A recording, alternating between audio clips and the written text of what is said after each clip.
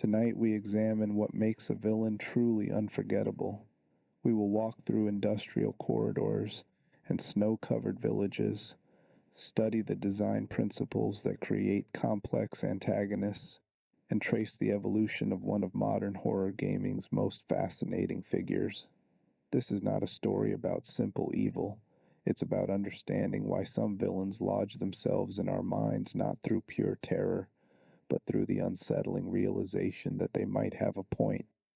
Karl Heisenberg exists in a space few video game antagonists occupy, simultaneously monster and potential ally, oppressor and fellow victim, terrifying and oddly sympathetic. Players enter an Eastern European village frozen in time, where gothic horror meets biological terror, where ancient folklore collides with cutting-edge bioweapons research. The game presents four distinct lords ruling over separate domains, each representing a different horror archetype. There's Lady Dimitrescu, the towering vampire matriarch whose castle drips with aristocratic cruelty. Donna Beneviento, the silent doll maker whose manor becomes a psychological labyrinth. Salvatore Moreau, the pitiful fish creature desperately seeking approval.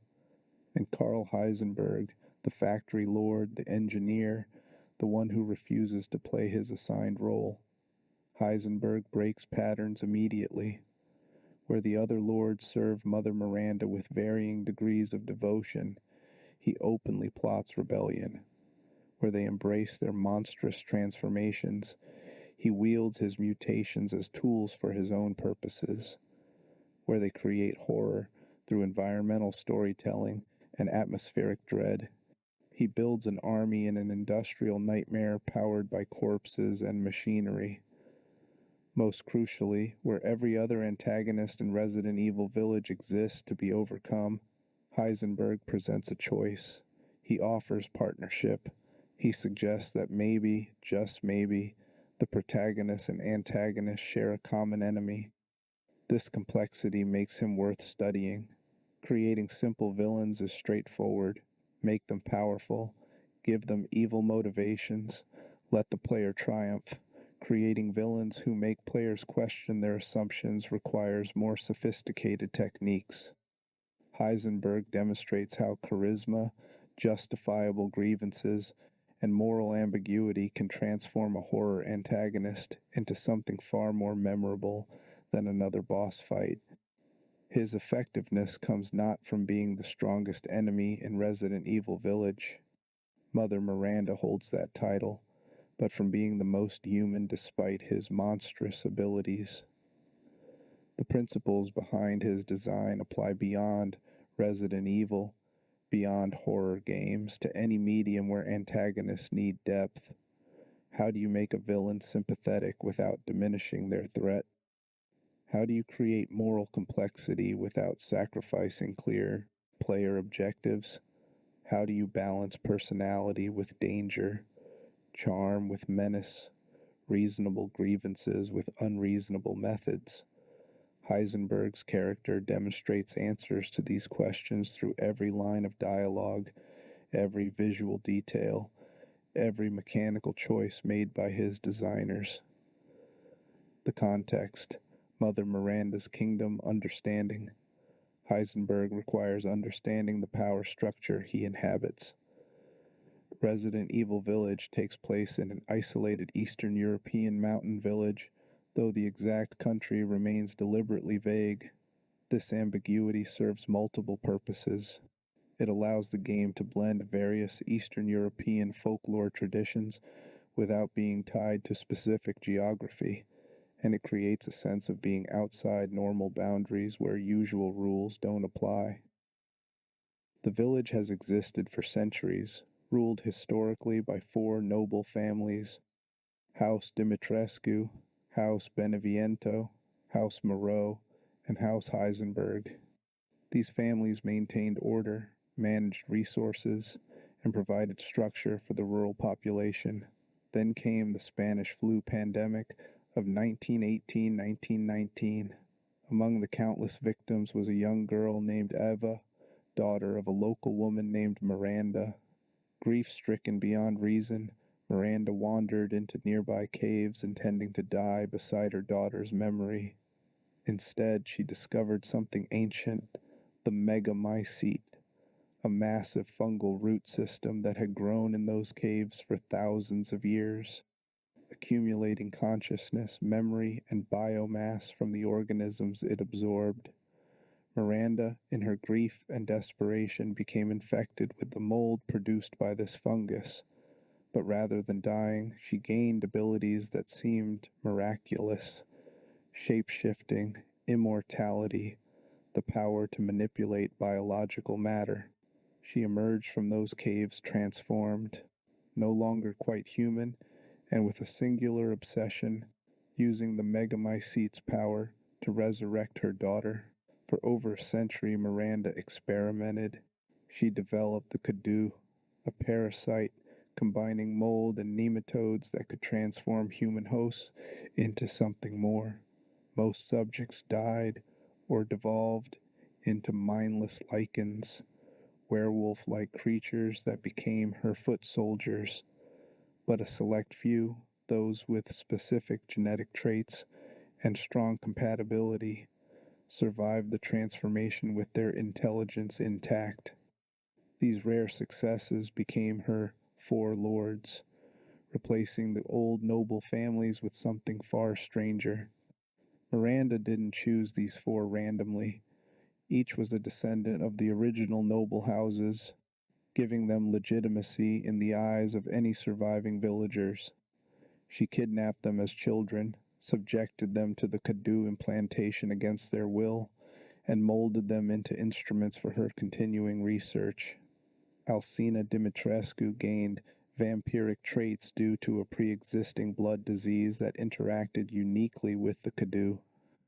Donna Beneviento's mental illness was amplified, but she also gained the ability to produce hallucinogenic pollen from a parasitic plant.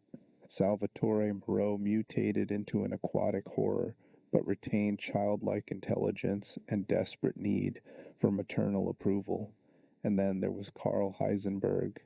His Kadu infection bonded with his organs in a way Miranda had never seen before, creating an electromagnetic solenoid within his body.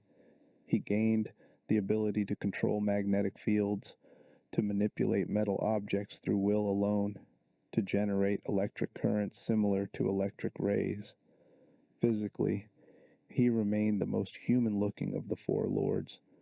No grotesque deformities, no obvious mutations visible to casual observation. But internally, his body had become something else entirely, a living magnet with power that grew stronger with practice and control. Mother Miranda judged each lord by whether they could serve as a suitable vessel for Eva's consciousness. Despite their successful mutations, each failed her criteria. Dimitrescu retained her blood disease. Beneviento's psychological issues ran too deep. Moreau's deformities were too severe. And Heisenberg possessed too much independence, too much will, too much capacity for rebellion. Miranda recognized his strength but feared it, knew he would never submit to having his consciousness overwritten. So she gave each lord a domain, a territory to rule, and assigned them to continue the experiments while she searched for a perfect vessel. Castle Dimitrescu became a wine estate where servants became ingredients. Beneviento Manor housed a doll maker's workshop where reality itself grew unstable. Moreau's reservoir trapped victims in a flooded mining town, and Heisenberg received the family factory, an industrial complex from the early 20th century that had once produced something.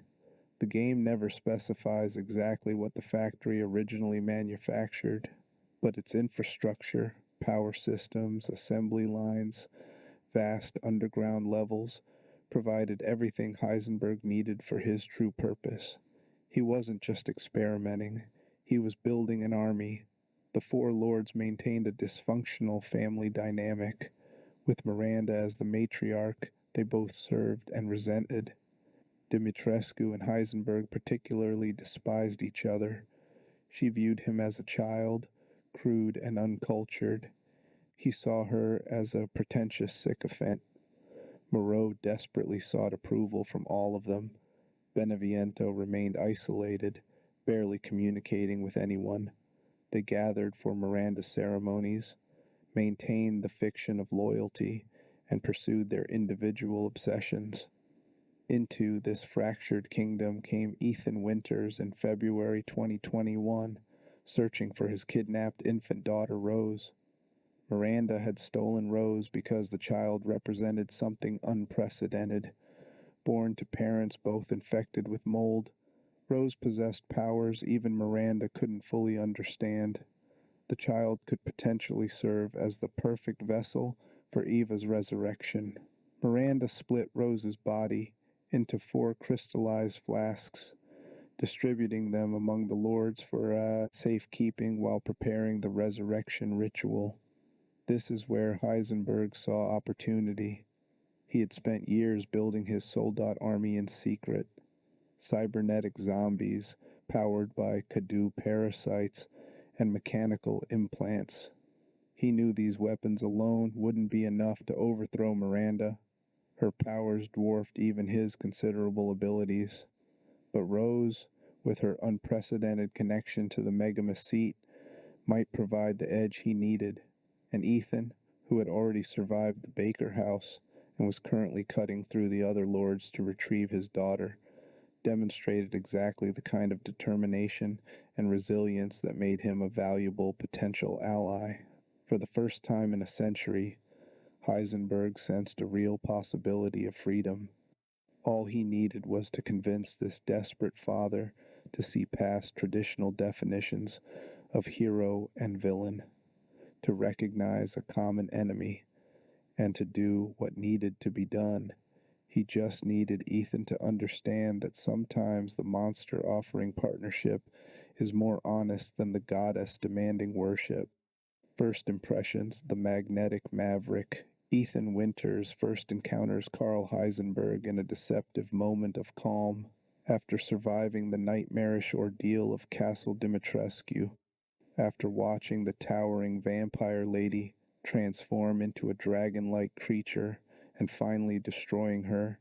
Ethan descends from the castle heights toward the village proper. He enters a chamber, empty except for a single chair placed deliberately in the center. The moment feels staged, theatrical. Someone wants his attention. Heisenberg makes an entrance. Metal objects begin moving, not floating gently like movie telekinesis, but snapping into motion with industrial force, with the sound of steel striking steel, with violence barely contained.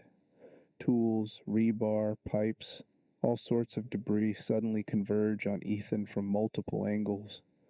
Before he can react, metal wraps around his arms, his legs, his torso, binding him completely. He's lifted into the air, helpless, suspended like a puppet. The metal tightens, not quite cutting flesh, but making it clear it could. Then Heisenberg walks in. He carries himself with swagger that none of the other lords displayed. Dimitrescu moved with aristocratic poise. Beneviento barely moved at all. Moreau shuffled pathetically, but Heisenberg strides in wearing sunglasses, indoors, underground, and a long coat that suggests military styling without being uniform. He's smoking, not nervously, not contemplatively, but casually, like a man completely in control of his environment. His most notable accessory is a massive hammer, a crude industrial tool that should require 2 hands, but which he carries over one shoulder with negligent ease. His first words aren't threatening, they're almost friendly. Well, well, didn't think anyone would make it through that bitch's castle. He walks a circle around the suspended Ethan, examining him like a mechanic checking out an interesting vehicle. You must be pretty. Tough to get this far. There's genuine appreciation in his voice, not mockery. He's impressed. The physical design communicates immediately. While the other lords embrace their mutations visually, Heisenberg hides his. He looks human. graying hair swept back, somewhat unkempt, stubble suggesting he doesn't care much about grooming, sunglasses concealing his eyes even in dim light, his coat, his clothes, even his hammer. Everything reads as practical rather than ceremonial. Where Dimitrescu wore a white dress that showed blood spectacularly and Moreau's deformities made clothing barely possible, Heisenberg dresses like a man who works with his hands. This calculated humanity makes him more disturbing, not less. The other lords telegraphed their monstrousness immediately. You knew what you were dealing with. Heisenberg could walk into a normal room and not immediately provoke horror until the metal starts moving. His power is invisible until he chooses to display it, which means you never know when you're safe. Any environment with metal becomes his domain, and in an industrial village with metal fences, gates, tools, and machinery everywhere, that means everywhere is potentially dangerous. The voice acting deserves specific recognition. Neil Newbon performs Heisenberg with an accent that's been debated extensively. It seems to channel American Southern drawl filtered through something vaguely European, which shouldn't work but somehow does. His delivery combines charm with threat, humor with menace.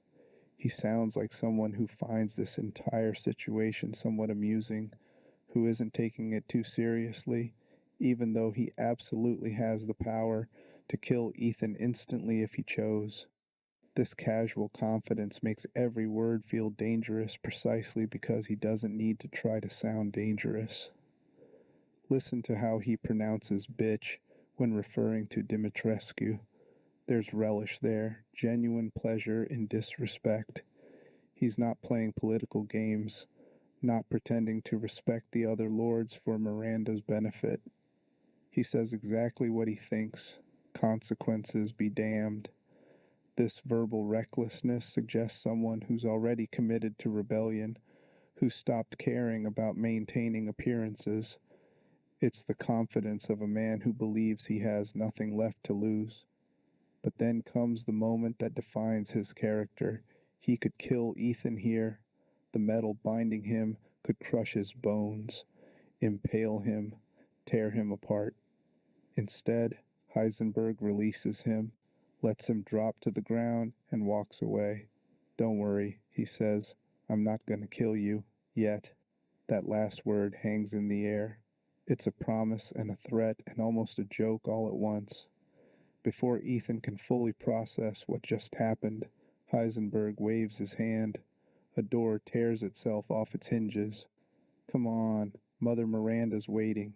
He's not asking. The metal manipulation makes this clear. Ethan can walk through that door voluntarily, or Heisenberg can throw him through it wrapped in steel. But the illusion of choice remains, which is somehow more unsettling than pure coercion would be. This first encounter establishes everything players need to know about Heisenberg. He's powerful, effortlessly so, manipulating metal like breathing. He's theatrical. That entrance was deliberately dramatic, designed to impress and intimidate. He's irreverent, calling Dimitrescu that bitch in his opening lines. He's strategic. Capturing Ethan rather than killing him suggests he has plans. And he's confident to the point of arrogance, which will prove both his greatest strength and ultimate weakness. The hammer deserves its own discussion. It's huge, impractical, clearly too heavy for any normal human to wield. Just carrying it should require both hands and significant effort. Heisenberg slings it over one shoulder like it weighs nothing. The visual is important. It demonstrates that his mutation provides more than just magnetism. His physical strength has increased significantly, or perhaps the hammer is partially suspended by his magnetic field, making it effectively weightless to him. Either way, the message is clear.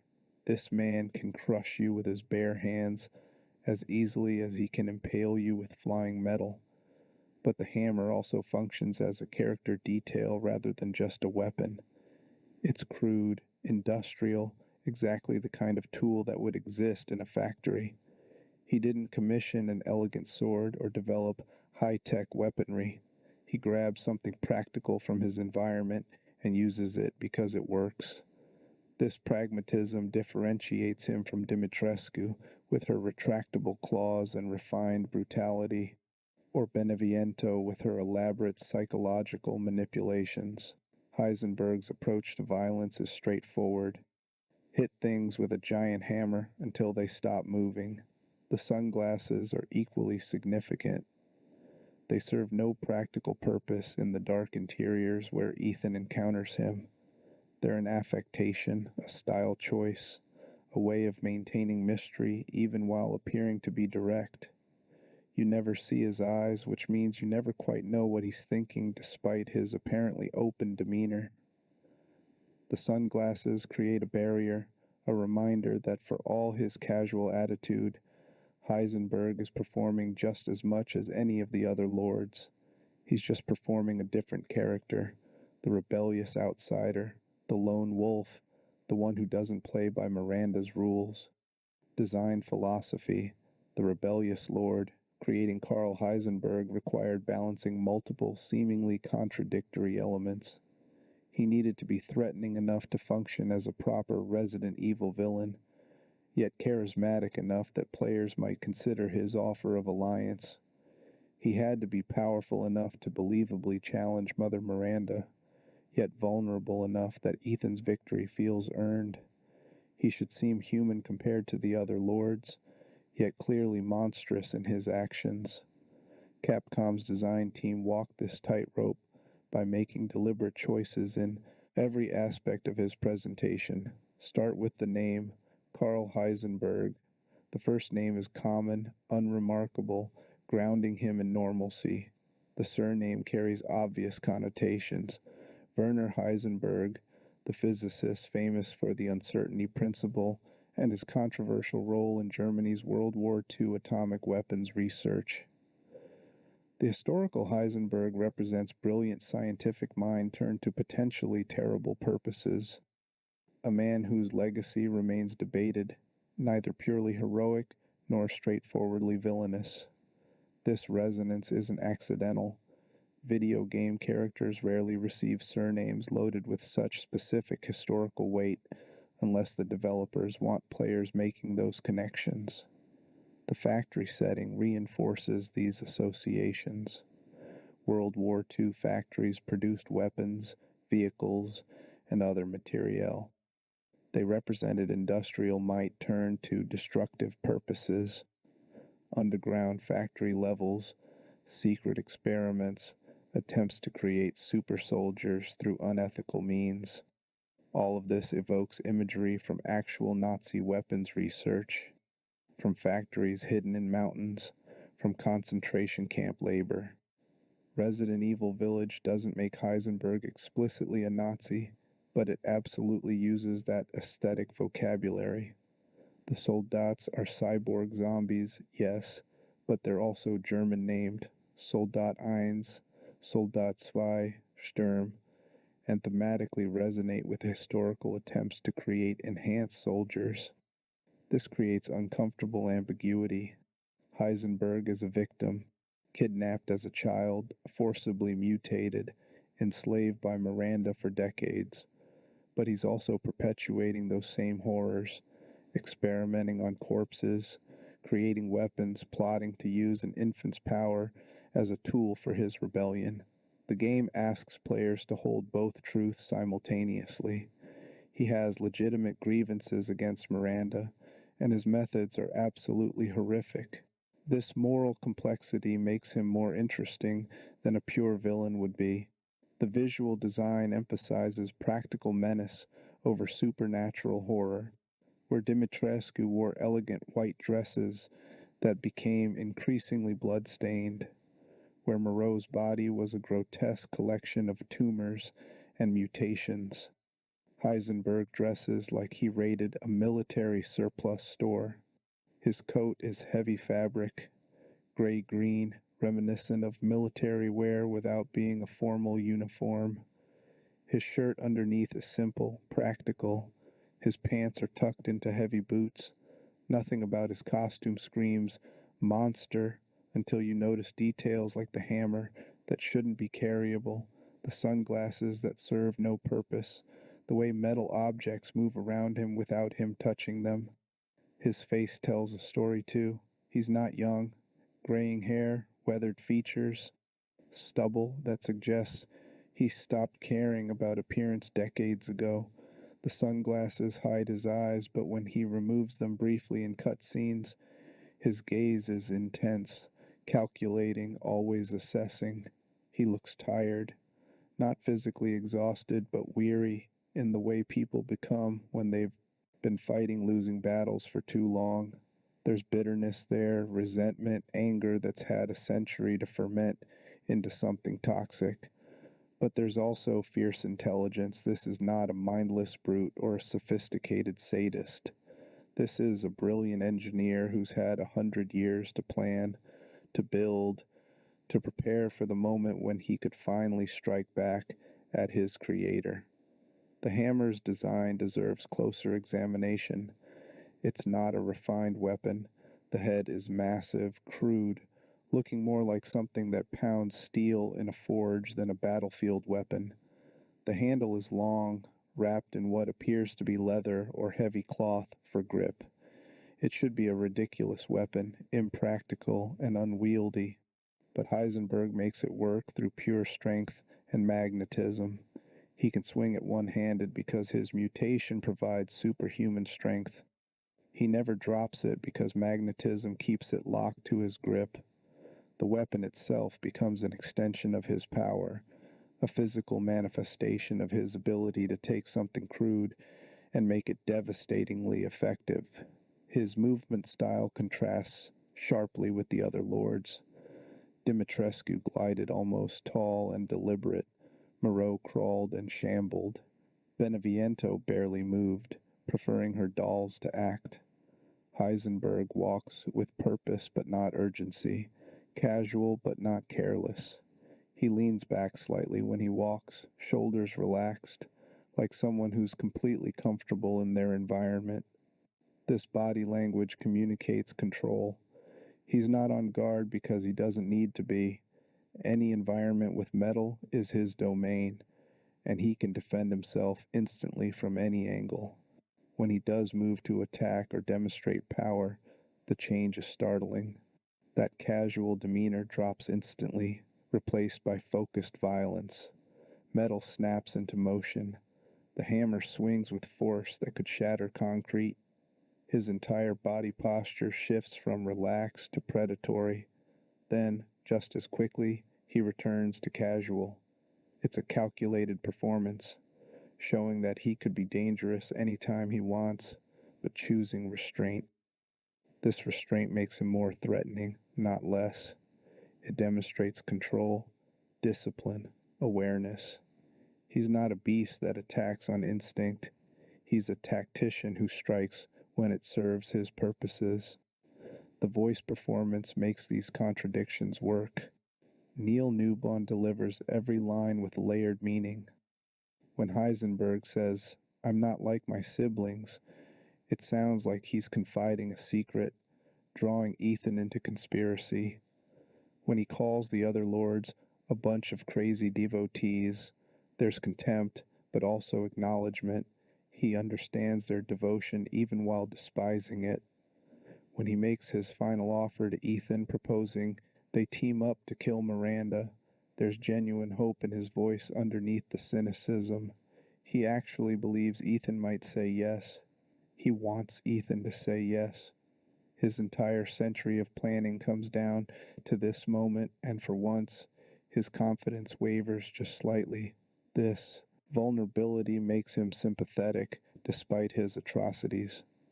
Players see him as more than a villain. He's a victim turned victimizer, a slave who wants to be free, a creation that wants to destroy its creator. These are understandable motivations, even if his methods are monstrous. The game asks players to grapple with a difficult question. If Heisenberg succeeded, if he killed Miranda and took control of the village, would that be a good outcome? He'd be a tyrant, certainly, ruling through fear and force. But would he be worse than Miranda? Would he continue the experiments, or would he finally have what he wants and stop? The game never answers these questions because Ethan refuses the offer, but they linger in players' minds. Power and control, magnetism as metaphor. Karl Heisenberg's abilities derive from the Kadu parasite's interaction with his body, specifically the development of electric organs similar to those found in electric rays. These organs connect to his nervous system, generating bioelectricity that he can channel and control. The result? Electromagnetic manipulation on a scale that defies physics but follows consistent internal logic within the game world. The magnetic field he generates allows him to control any ferrous metal within range, not just move it, control it, shape it, spin it, compress it, weaponize it. In his introduction, he doesn't just pull metal toward himself, he wraps it around Ethan in specific configurations, creating makeshift bonds that hold a grown man completely immobilized. Later demonstrations show him tearing doors off hinges, controlling multiple objects simultaneously, even levitating himself through interaction with metal structures. The power seems limited only by concentration and the amount of metal available. This ability makes him uniquely dangerous in his environment. The factory is metal everywhere: walls, floors, machinery, tools, structural supports. Every surface is a potential weapon. Ethan walks through corridors where any pipe could suddenly bend to impale him, where metal grating underfoot could twist into a trap, where suspended chains might wrap around his throat. The environment itself becomes hostile, transformed by Heisenberg's will from passive architecture into active threat. But magnetism also functions as metaphor for Heisenberg's character. Magnetism is about attraction and repulsion, about force fields and control from a distance. Heisenberg attracts, his charisma draws people in, makes his offer of partnership seem reasonable, despite how obviously wrong it is. He also repels, his violence, his experiments, his willingness to use an infant as a weapon push away any potential sympathy. He operates through control from a distance, manipulating events, using proxies like the lichens and soldats, preferring to maintain separation between himself and direct conflict until absolutely necessary. The power also reflects his internal nature. Magnets have poles, positive and negative, creating fields of force around them. Heisenberg exists between poles, victim and victimizer, slave and tyrant, human and monster. He generates a field around himself, a presence that affects everyone nearby. People react to him strongly, either drawn to his rebellious confidence or repelled by his casual cruelty. There's no neutral response to Heisenberg. Even players who never meet him in the game feel his influence through the factory's design and the soldat's presence. Mother Miranda considered him the most stable of the four lords, the one whose mutation provided power without excessive mental degradation. This stability makes him more dangerous. Dimitrescu's blood disease created dependency and weakness despite her strength.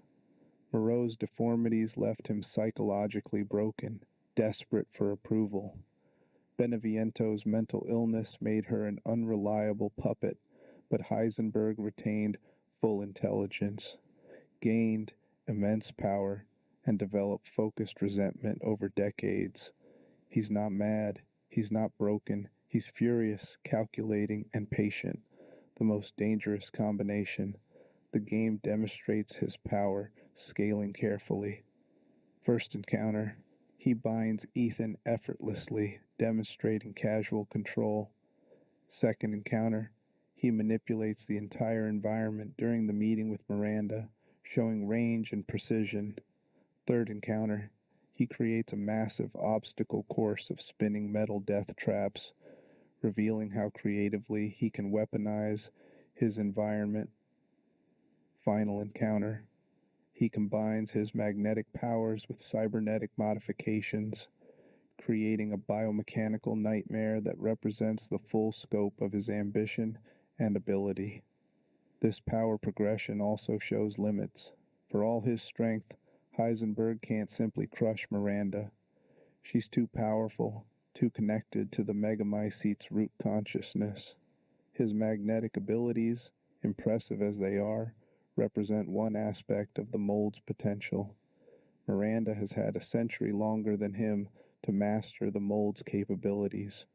She can shapeshift, regenerate from nearly any injury, manipulate biological matter, control infected creatures through a psychic link. His powers are focused and impressive, but ultimately insufficient for his goal. This inadequacy drives his desperate search for an edge, for something that can tip the balance. Rose represents that edge, pure, unprecedented connection to the mold that might finally give him the weapon he needs. The Kadu infection also provides other benefits. Superhuman strength, as evidenced by his casual handling of the massive hammer. Regenerative abilities, meaning he can recover from wounds that would kill normal humans. Biological immortality. He's lived for decades without apparent aging since his mutation stabilized. Enhanced durability, allowing him to survive impacts and damage that would destroy flesh. These secondary traits make him formidable even without magnetism. Take away his power, and he's still a superhuman combatant with a century of experience and burning hatred motivating every action. But there's cost. The Kadu doesn't just grant power, it changes the host fundamentally. Heisenberg isn't human anymore, not truly. His organs have been restructured. His body constantly generates electrical currents that would kill normal people. He's tied to the megamycete network, connected to Miranda and the other lords through biological imperative even as he rebels consciously. This connection means Miranda always knows where he is, always has at least some awareness of his actions. His rebellion must be carefully calibrated, hidden behind apparent obedience, planned meticulously over decades because one moment of obvious defiance would bring her wrath down immediately. The electric organs specifically are fascinating, biological impossibility made real. Electric rays generate electricity through modified muscle cells called electrocytes, which create charge differences that can stun prey or defend against predators.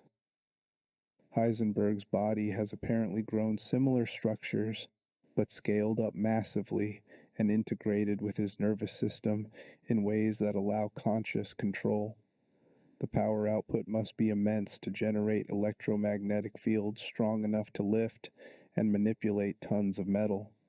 His body is essentially a living electromagnet, constantly active, constantly generating field forces that interact with the world around him. This biological reality means he experiences the world differently than humans. He probably senses metal constantly, feeling magnetic fields the way others might feel temperature or humidity. Every metal object in range registers in his awareness, a three-dimensional map updated in real time. This sense would be overwhelming for most people, but he's had decades to adapt, to learn to filter the input, to turn what could be sensory chaos into tactical advantage. He doesn't need to see a weapon to use it.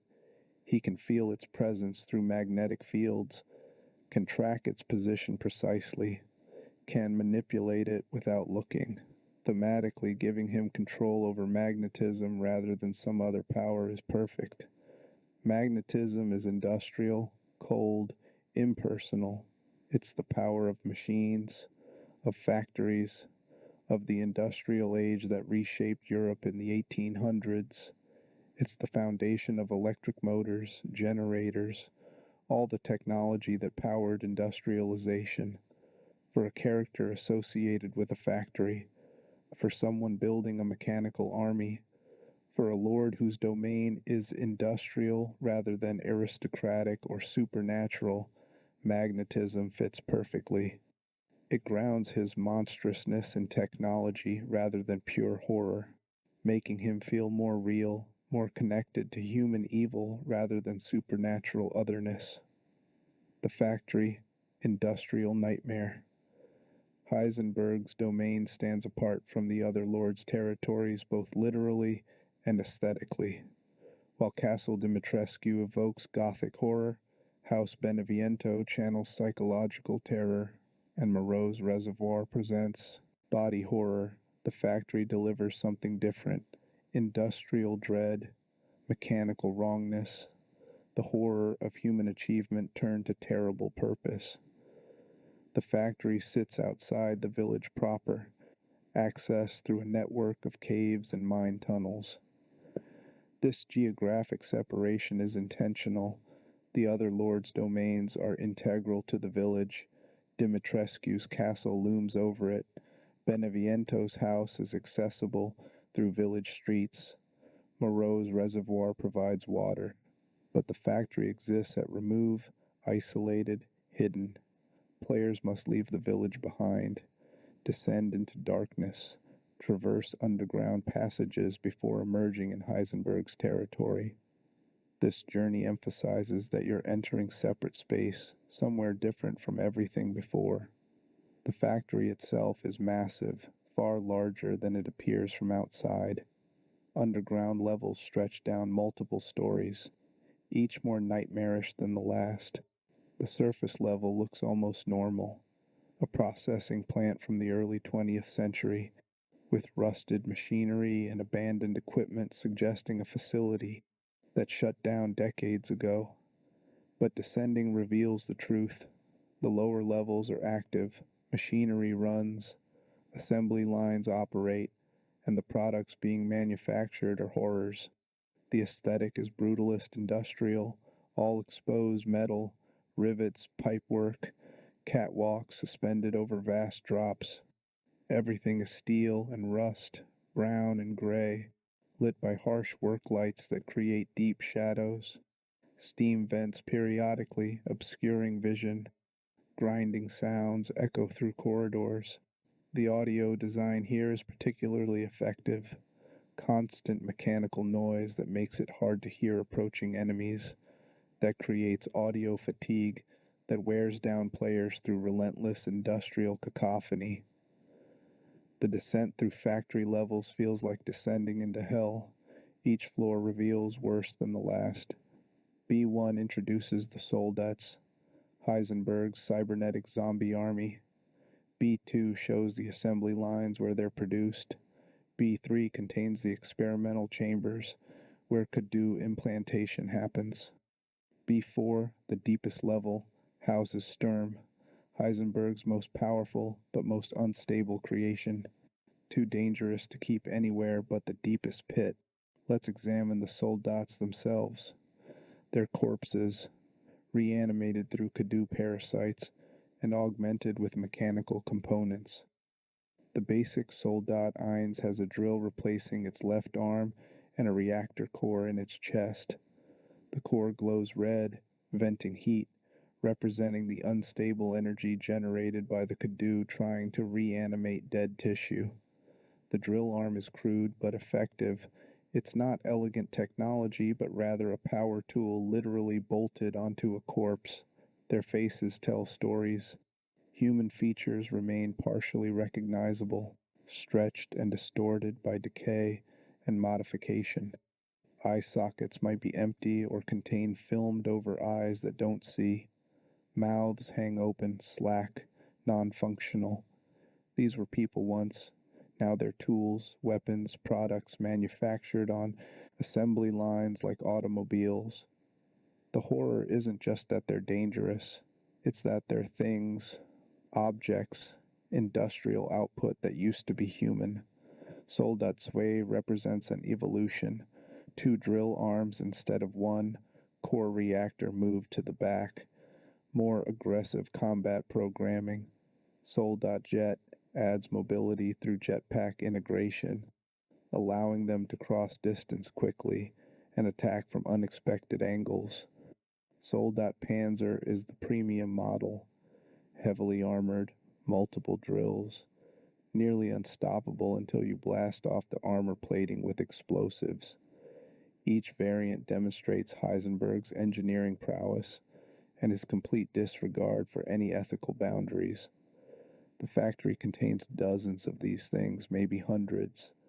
Some are active, patrolling or waiting in predetermined positions. Others hang from assembly line hooks, inert but ready for activation. Still others lie on operating tables in various stages of completion. Walking through these areas creates existential dread. This is industrial-scale horror production, weaponized death manufactured like consumer goods. Then there's Sturm. The name means storm in German, and it's apt. Sturm is a soldat whose entire head and torso have been replaced with an aircraft propeller engine. 3 massive chainsaw blades spin constantly, making it a walking rotary death machine. It's too dangerous to control properly. Heisenberg's notes describe it as a failure, something that lost its arms to its own propellers, something barely intelligent enough to follow basic commands. Yet he keeps it, locks it in the deepest level as both guard and executor. Encountering Sturm is terrifying. Players first see it in a chase sequence where all they can do is run while this mechanical horror crashes through walls behind them. The sound design here deserves specific mention. The scream of chainsaw blades cutting air, the roar of the engine, the crashes as Sturm destroys everything in its path. When players finally must fight it, the battle becomes endurance test, dodging charges, shooting the exhaust port on its back when it crashes into walls, avoiding the fire it spews when overheated. It's one of Resident Evil Village's most intense encounters, a mini-boss that represents everything Heisenberg's experiments have achieved and everything they've cost. The factory's design creates specific emotional responses. First, claustrophobia. Corridors are narrow, filled with machinery, offering few escape routes. Second, disorientation. Multiple levels connected by elevators and stairs make navigation confusing. Third, helplessness. Enemies are tough, resources are scarce, and the environment itself feels hostile. Fourth, disgust. The soldats are revolting, the operating theaters are stomach-turning, the casual industrialization of horror is deeply unsettling. But the factory also reveals Heisenberg's genius. This isn't random violence, it's systematic, organized, planned. He's created an entire production pipeline, source corpses, implant Kadu parasites, allow some reanimation, integrate mechanical components, test combat effectiveness, deploy successful units while recycling failures. It's terrible, but it's also brilliant in the way nightmare engineering can be. He solved problems no one should want solved. How to reanimate the dead, how to control them, how to weaponize them effectively. The factory contains other horrors too. Haulers are deformed creatures relegated to mining and excavation, too unstable for combat but still useful for expansion. Walls sometimes bulge with organic matter, suggesting the Kadu infection has spread beyond individual subjects into the structure itself. Certain rooms contain dozens of suspended cages, each holding a corpse in various states of Kadu infection, experiments waiting to see which will reanimate and which will simply rot. This industrialization of horror differentiates Heisenberg's domain from the other lords. Dimitrescu's castle is personal. She and her daughters kill victims directly, make it intimate. Beneviento's house is psychological. The horror happens in minds rather than flesh. Moreau's reservoir is environmental. The setting itself is the threat, but the factory is systematic, mechanical, divorced from emotion. It's assembly line death, mass produced murder, evil scaled up to industrial efficiency. The parallels to real historical horrors become inescapable. Nazi death camps industrialized murder. Unit 731 in Japan conducted grotesque experiments. Soviet psychiatric prisons use medicine for punishment. Human history is full of moments when industrial efficiency got applied to terrible purposes, when humans became things to be processed. Heisenberg's factory evokes this history without showing it directly, using aesthetic vocabulary that resonates with cultural memories of industrialized evil. Yet here's the complexity. Heisenberg is himself a victim. Miranda created him, enslaved him, forced this role upon him. The factory is his rebellion, his attempt to build power sufficient to overthrow his creator. Every soldat represents a step toward freedom. Every experiment brings him closer to escape. He's simultaneously perpetrator and prisoner, using the same methods that victimized him to fight back against victimization. This doesn't excuse his actions, but it contextualizes them. He's not evil for evil's sake. He's traumatized, broken, doing terrible things because he believes they're necessary for liberation. The game asks players to hold this tension. Heisenberg's goals are sympathetic, freedom from Miranda, but his methods are monstrous, industrial-scale horror. You can understand why he's doing this while still being horrified by what he's done. This moral complexity makes him more interesting than a simple villain would be. He's not wrong to want freedom. He's not wrong to hate Miranda, but he's absolutely wrong about how he's pursuing those goals. End of part 1. Word count. So far, approximately 7,500 words. The offer, villain or ally. The most crucial moment in Heisenberg's arc happens not in combat, but in conversation. After Ethan has killed Lady Dimitrescu, Donna Beneviento, and Salvatore Moreau, after he's collected 3 of the 4 flasks containing pieces of rose, he arrives at Heisenberg's factory. The gate opens. Heisenberg's voice crackles over loudspeakers, welcoming him, almost friendly. Well, well, look who it is. Come on in, my friend. I've been waiting. This language matters. My friend. No other lord addressed Ethan this way.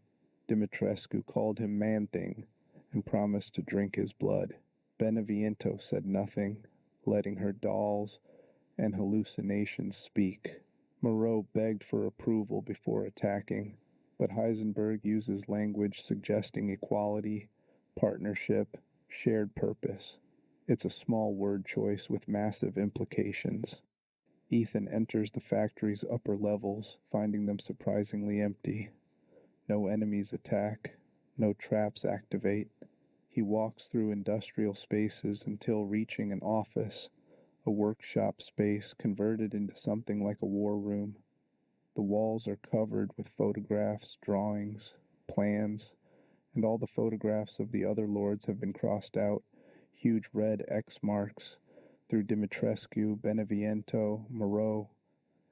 Another photo shows Mia Winters, also crossed out, suggesting Heisenberg knew about Miranda's infiltration. Heisenberg reveals himself from the shadows. You've made it this far. Impressive. He's not being sarcastic. Genuine admiration colors his tone.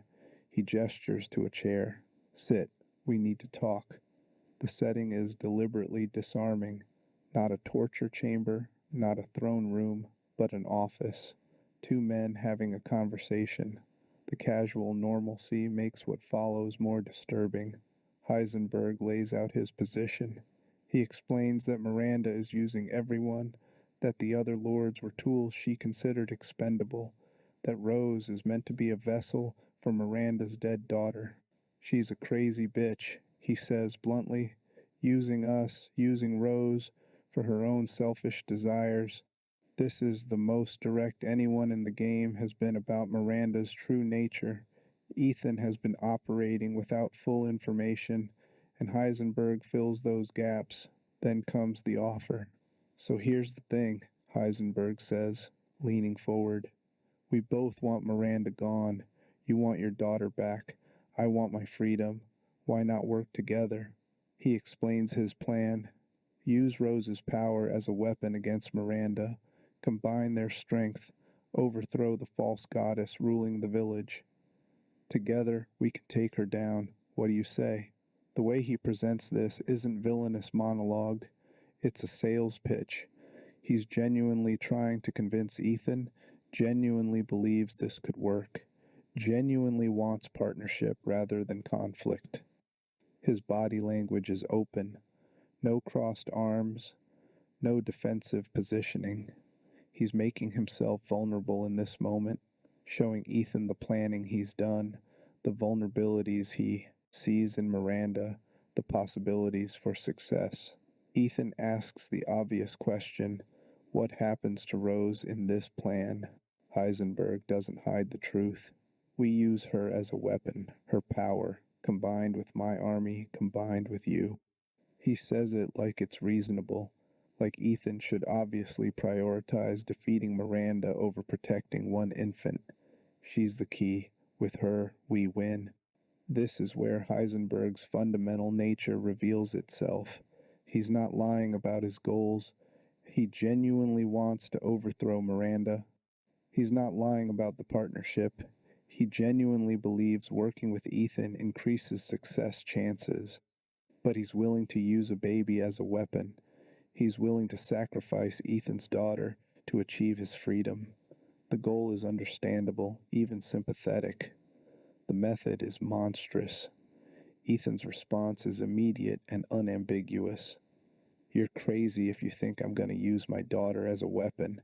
The moment the word weapon exits Ethan's mouth, Heisenberg's entire demeanor changes. The friendly mask drops. The casual posture shifts. His voice goes cold. Then you're useless to me. What follows is a masterclass in escalation.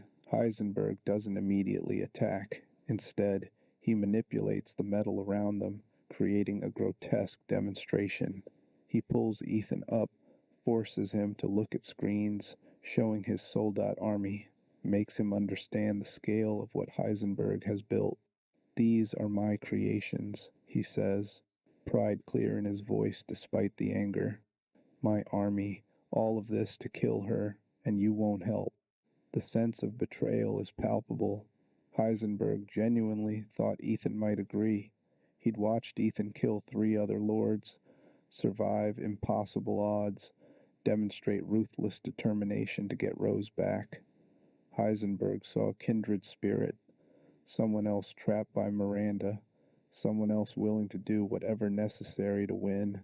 Discovering Ethan actually has moral limits, that he won't weaponize his daughter regardless of what's at stake, fundamentally breaks Heisenberg's expectations. Fine, Heisenberg says finally. If you won't help willingly, I'll make you help. He opens a hatch in the floor, and suddenly the metal binding Ethan releases. He falls, dropping down shaft after shaft, crashing through level after level, until he lands in the deepest part of the factory. Heisenberg's voice echoes through speakers. Let's see if you can make it through my factory. If you're as tough as you seem, you might survive, and if you do, maybe I'll find another use for you. This moment crystallizes why Heisenberg works as a complex villain. He's not wrong about Miranda. She is a monster using everyone for selfish purposes. He's not wrong that Rose has power. She does. Power that could potentially defeat Miranda. He's not even entirely wrong about partnership. Ethan and Heisenberg do share enemy and goal. But he's absolutely wrong about methods. Weaponizing a baby is evil regardless of justification. His century of trauma has warped his moral reasoning to the point where he can't see how monstrous his plan actually is. The game gives players a choice, but not mechanically. You can't actually side with Heisenberg. The developers recognize that making that a genuine player choice would create impossible narrative problems. If you could sacrifice Rose to defeat Miranda, what kind of story would that be? What would that say about Ethan as a character? By forcing the refusal, the game maintains clear moral lines while still presenting Heisenberg's position as understandable within his warped logic. This scene also functions as the game's thesis about ends and means. Resident Evil Village presents multiple characters who justify terrible actions through their goals. Miranda commits atrocities to resurrect her daughter. Heisenberg builds an army of corpses to win freedom. Dimitrescu murders countless servants to maintain her health. In each case, the goal itself might be sympathetic, wanting dead loved ones back, wanting freedom, wanting to survive disease. But the methods are inexcusable. The game argues consistently that ends don't justify means, that how you pursue goals matters as much as what those goals are. Heisenberg's offer scene is pivotal because it's the moment where that thesis becomes most explicit.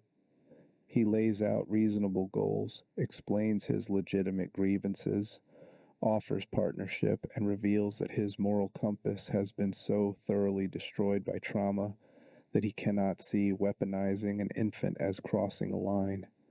Ethan's refusal isn't naive heroism, it's basic human decency.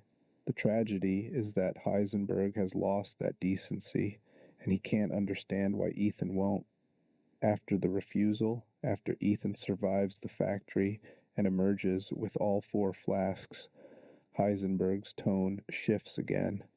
No more false friendliness, no more offers of partnership. Now it's just anger and determination. You should have joined me, he says, genuine regret beneath the fury. We could have done this together. Now I'll just have to do it alone. The final confrontation. The battle with Heisenberg demonstrates Resident Evil's willingness to break from its survival, horror roots, and embrace spectacle. This isn't a traditional boss fight. Ethan doesn't face Heisenberg directly, exchanging shots with him in some arena. Instead, Chris Redfield provides Ethan with something Heisenberg built, a self-propelled artillery unit, essentially a light tank, outfitted with machine guns and cannon. The fight becomes a mecha battle, vehicle versus mutated lord, technology against bioorganic horror. Heisenberg appears transformed. His body has mutated massively, stretching and expanding, biomass spreading through mechanical components he's assembled around himself. He's become something halfway between living creature and machine, a grotesque fusion that represents his character perfectly. Human parts integrated with industrial technology, organic and inorganic merged into a single nightmare entity. Spinning drills extend from his form, massive saw blades whirl, his voice, amplified through speakers integrated into the mechanical shell, booms across the battlefield.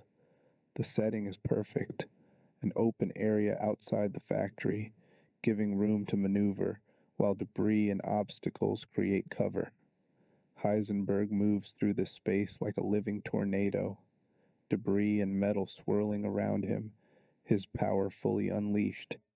He's no longer restraining himself, no longer performing casual confidence.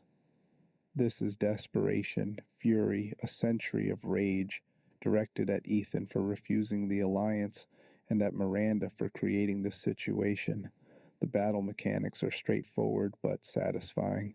Ethan must target glowing weak points on Heisenberg's mutated form, reactor cores that pulse red, venting heat and energy. The machine gun staggers him. The cannon deals significant damage. Between attacks, Heisenberg creates metallic shields, hurls projectiles, closes distance to slash with spinning blades. The tank provides protection but also restriction. Ethan must work within its limitations, managing firing angles and dodging the massive attacks. Midway through, Heisenberg escalates. He creates a massive magnetic field, lifting the entire tank and Ethan inside it into the air.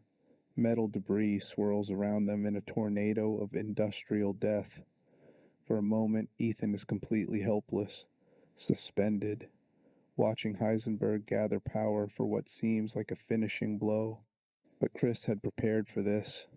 The tank's systems stay functional, even airborne, giving Ethan a window to fire directly at Heisenberg's core power source, a massive turbine engine integrated into his back, spinning wildly, generating the electromagnetic forces holding everything aloft. One shot, the cannon fires, the shell hits true, the turbine explodes in a spectacular cascade of sparks and fire. Heisenberg's magnetic field collapses instantly. The tank crashes back to Earth, metal debris falling like rain. Heisenberg himself falls, his biomechanical form coming apart, separating into component pieces, organic and inorganic materials splitting apart as the Kadu loses its cohesion. His final words are defiant. You could have. He can't finish. Blood fills his mouth. His body is shutting down, the Kadu infection failing, regeneration unable to keep pace with this level of damage. He tries to move, to get up, to continue fighting, but his limbs don't respond. The mechanical components spark and die. The organic parts bleed and wither. Then Chris Redfield appears, gun raised, ensuring Heisenberg is truly dead. But it's unnecessary. Heisenberg is dying, and he knows it. He looks at Ethan one last time, and there's no rage in his eyes anymore. Just exhaustion, regret, and perhaps relief. A century of fighting, planning, hating, and it ends here in the dirt outside his factory, killed by a man who should have been his ally. We could have done this together, he manages, blood bubbling from his lips. Then he goes still. The Kadu infection dies with him, his body beginning the rapid decomposition that all infected experience after death.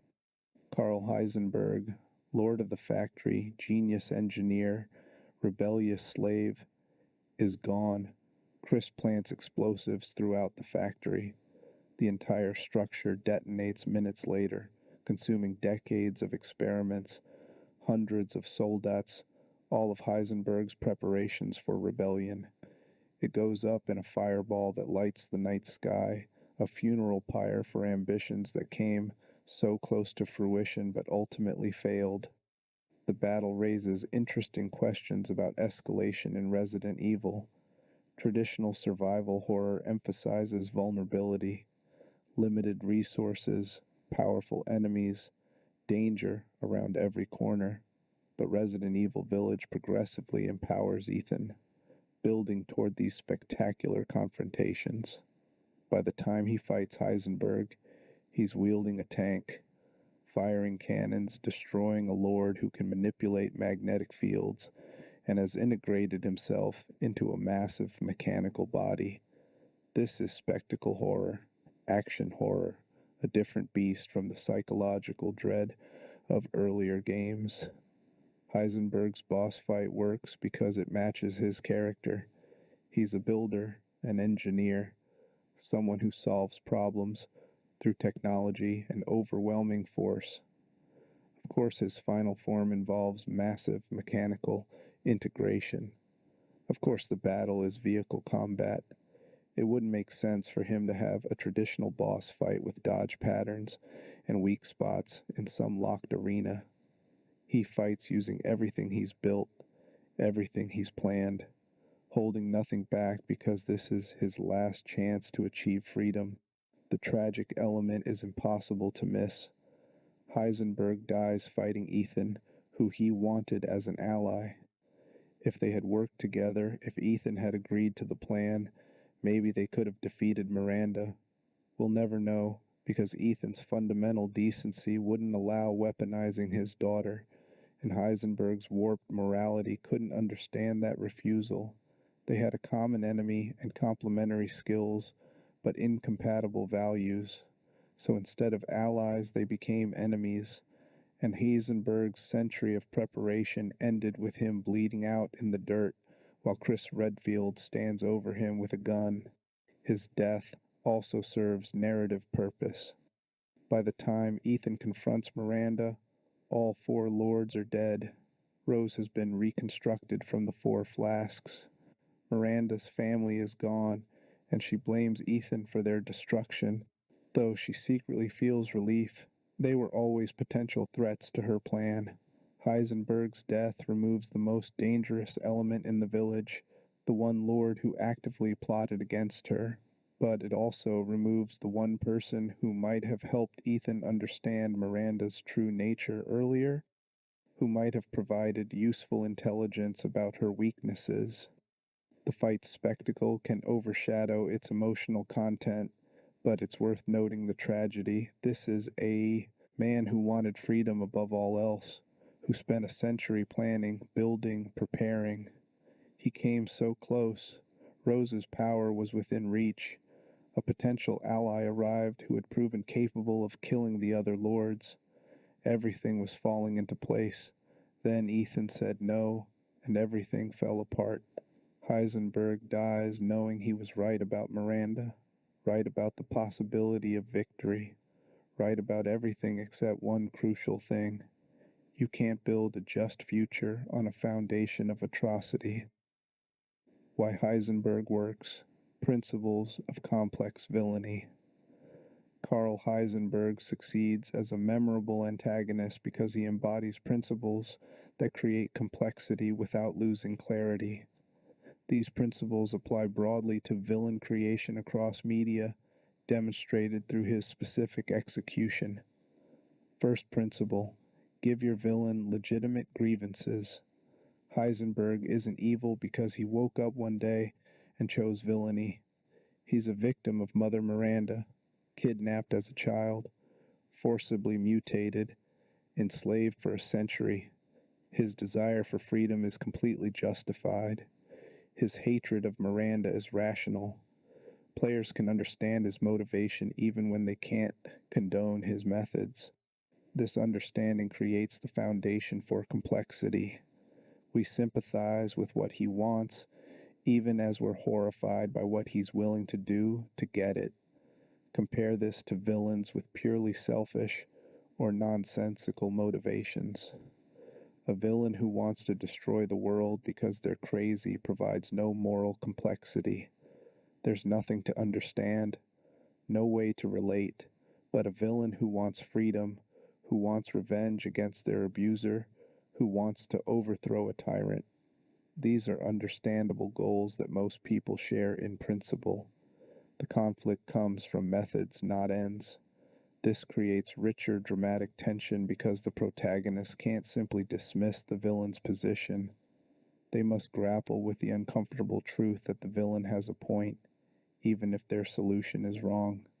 Second principle: make them competent. Heisenberg isn't incompetent comic relief or a bumbling villain who fails through their own stupidity. He's brilliant. He built an army. He planned a rebellion. He created weapons that actually work. He survived a century under Miranda's watch without her discovering his true intentions. When he fights, he's legitimately dangerous. This competence makes him threatening and makes his eventual defeat satisfying rather than inevitable. Too many villains fail because they make stupid decisions, miss obvious solutions, or demonstrate incompetence that makes their threat level laughable. Heisenberg never does this.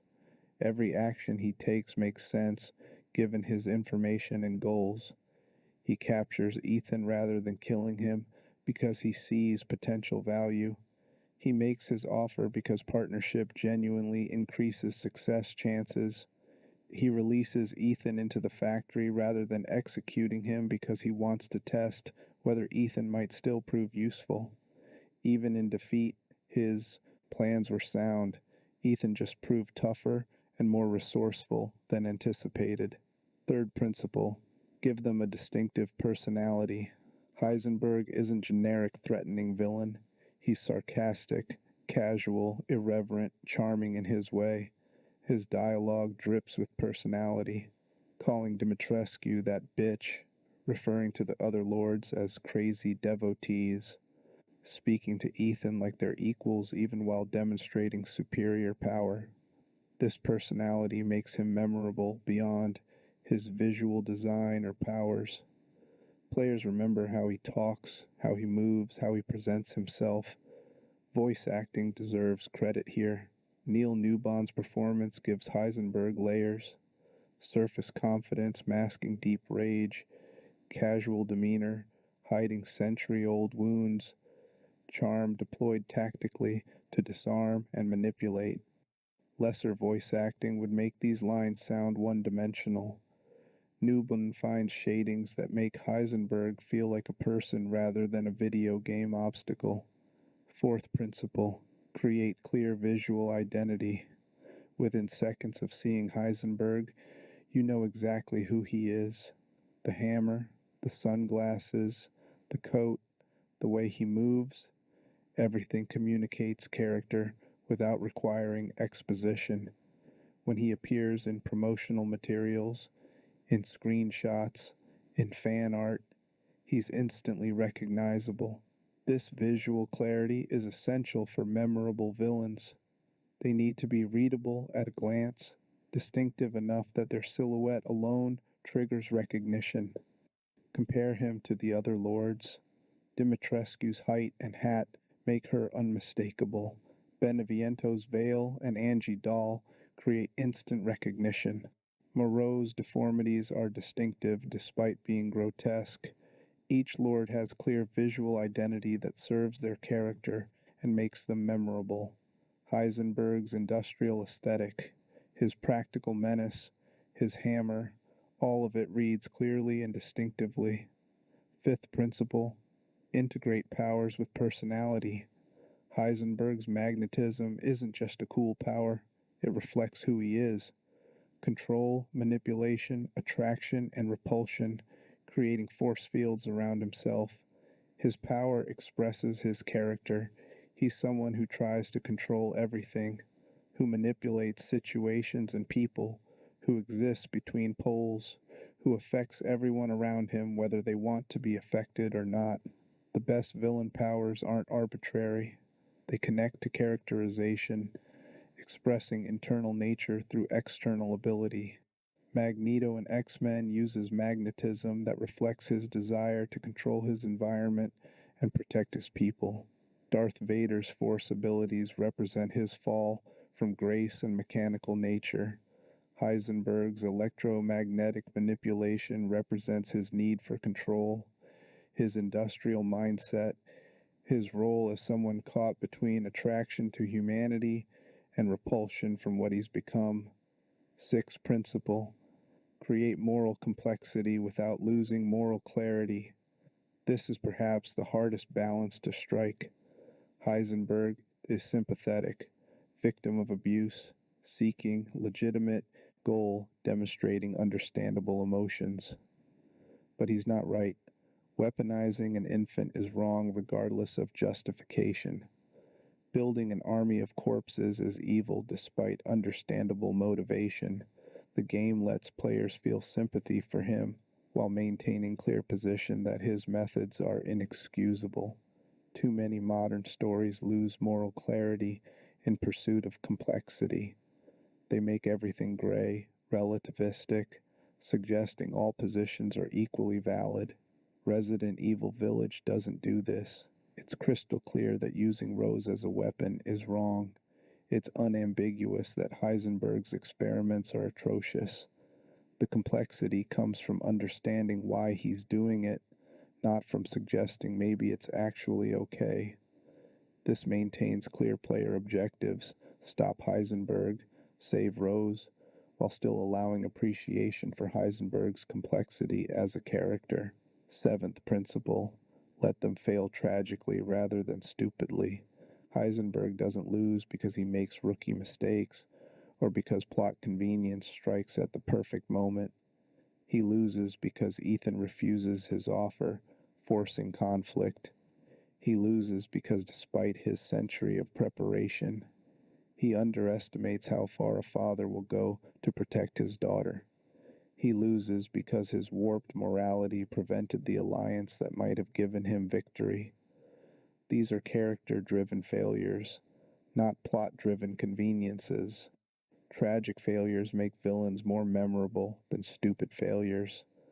When a villain loses because they monologue too long, or miss an obvious solution, or fall for a transparent trick, it makes them seem incompetent and makes their defeat feel cheap. When a villain loses because of inherent character flaws, because of the very traits that made them formidable, the defeat feels earned and meaningful. Heisenberg's inability to understand why Ethan would refuse his offer. That's a character flaw directly resulting from his trauma, and it's what prevents the alliance that might have changed everything. Eighth principle: make them serve the story rather than just being obstacles. Heisenberg exists to pose specific questions to Ethan and players. Would you compromise your values to achieve your goals? Would you partner with someone evil if they had a legitimate grievance against someone worse? How far would you go to protect your child? These questions drive the narrative forward and force protagonists to define themselves through their choices. The best villains aren't just enemies to be overcome, they're tests for the protagonist, forcing them to confront their values, demonstrate their character, prove themselves through choices, not just through combat. Heisenberg tests whether Ethan will abandon his principles when offered an easier path to his goal. Ethan passes that test by refusing, and the refusal defines him as clearly as any action sequence could. Ninth principle: give them limits that make sense. For all his power, Heisenberg can't simply defeat Miranda alone. This isn't arbitrary. She's had a century longer than him to master the mold's capabilities. She's directly connected to the Megamycete's consciousness. She has powers beyond his electromagnetic manipulation. His limitations make sense within the story's logic, which makes his desperate search for an edge feel reasonable rather than contrived. Villains with no meaningful limits become boring because there's no tension in their defeats. Villains whose limits are arbitrary or poorly explained break immersion. Heisenberg's limits are clear and logically consistent. His power is formidable but insufficient for his ultimate goal, driving his actions throughout the story. 10th principle: make defeat matter thematically. Heisenberg's death represents the end of the only resistance to Miranda within the village. It removes the one person who saw through her deception and actively opposed her. His defeat makes the final confrontation with Miranda more difficult because Ethan faces her without the ally who could have helped. This creates thematic weight. Ethan's moral choice has consequences, and one consequence is making his job harder. The best villain defeats don't just remove an obstacle, they change the story's dynamics, force new approaches, demonstrate the cost of protagonist choices. Heisenberg's death accomplishes all of this while also serving as tragedy. A man who wanted freedom, who came so close, who failed because his trauma prevented the connection that might have saved him. The Frankenstein echo. It's impossible to discuss Heisenberg without acknowledging the deliberate Frankenstein parallels. Mary Shelley's novel created the template for stories about creators destroyed by their creations, about the hubris of playing God, about the responsibilities of making life. Resident Evil Village invokes this template repeatedly through Heisenberg's character. Miranda is Victor Frankenstein, the scientist who creates life and then abandons her creations when they fail to meet her expectations. The four lords are her monsters: given life but denied love, granted power but not acceptance. Heisenberg specifically embodies the monster's rebellion. He, like Frankenstein's creature, turns against his creator, seeks revenge for the life he never asked for, becomes a monster in pursuit of destroying the monster who made him. But Heisenberg also plays Frankenstein himself. He creates life or reanimates death through his soldats. He experiments without consent, using corpses as raw materials for his ambitions. He builds an army of creatures who exist only to serve his purposes. He's simultaneously victim and victimizer, monster and creator, caught in a cycle where abuse creates abusers who create more abuse. The soldats are his creatures, and like Frankenstein's monster, they're tragic. They didn't ask to be reanimated. They have no choice in their purpose. They're tools, objects, denied any autonomy or self-determination. When Ethan destroys them, there's no sense of triumph, only the grim necessity of ending something that should never have existed. The factory itself becomes Heisenberg's laboratory, his castle, his isolated space where he pursues forbidden knowledge. Like Victor Frankenstein hiding in his chambers, working by candlelight on his terrible project, Heisenberg works in factory depths, assembly lines churning out horrors. Both men tell themselves their work serves greater purpose. Victor wants to conquer death. Heisenberg wants freedom. Both achieve only destruction. The novel's themes about responsibility resonate throughout. Who is responsible for Heisenberg's actions? Miranda created him, traumatized him, enslaved him for a century. Is she accountable for what he became? Or does Heisenberg bear full responsibility for his choices regardless of circumstances? The game doesn't answer definitively, letting players grapple with these questions. The Frankenstein parallel also appears in Heisenberg's final form, that fusion of flesh and machinery, of organic and inorganic, of life and death. He becomes his own creature, remaking himself into a biomechanical hybrid that represents the culmination of his experiments. Like Victor Frankenstein's monster, he's a thing that shouldn't exist, an impossible combination that violates natural boundaries. And like Frankenstein's monster, he's destroyed by those who fear what he represents. Shelley's novel ends with the monster lamenting over Victor's corpse, expressing complex grief over the creator he hated but also needed. Resident Evil Village doesn't give Heisenberg this moment. He dies defiant, angry, unreconciled, but the emotional truth remains similar. Heisenberg needed Miranda's death to feel free, yet his entire identity was defined by opposition to her. What would he have become if he'd succeeded? Would freedom have satisfied him? Or would he have discovered, like Frankenstein's monster, that revenge brings no peace? Visual design deep dive. Every element of Heisenberg's visual design communicates character, and understanding these choices reveals the thought process behind memorable character creation. The sunglasses serve multiple functions. Practically, they hide his eyes, maintaining mystery. Symbolically, they represent barriers.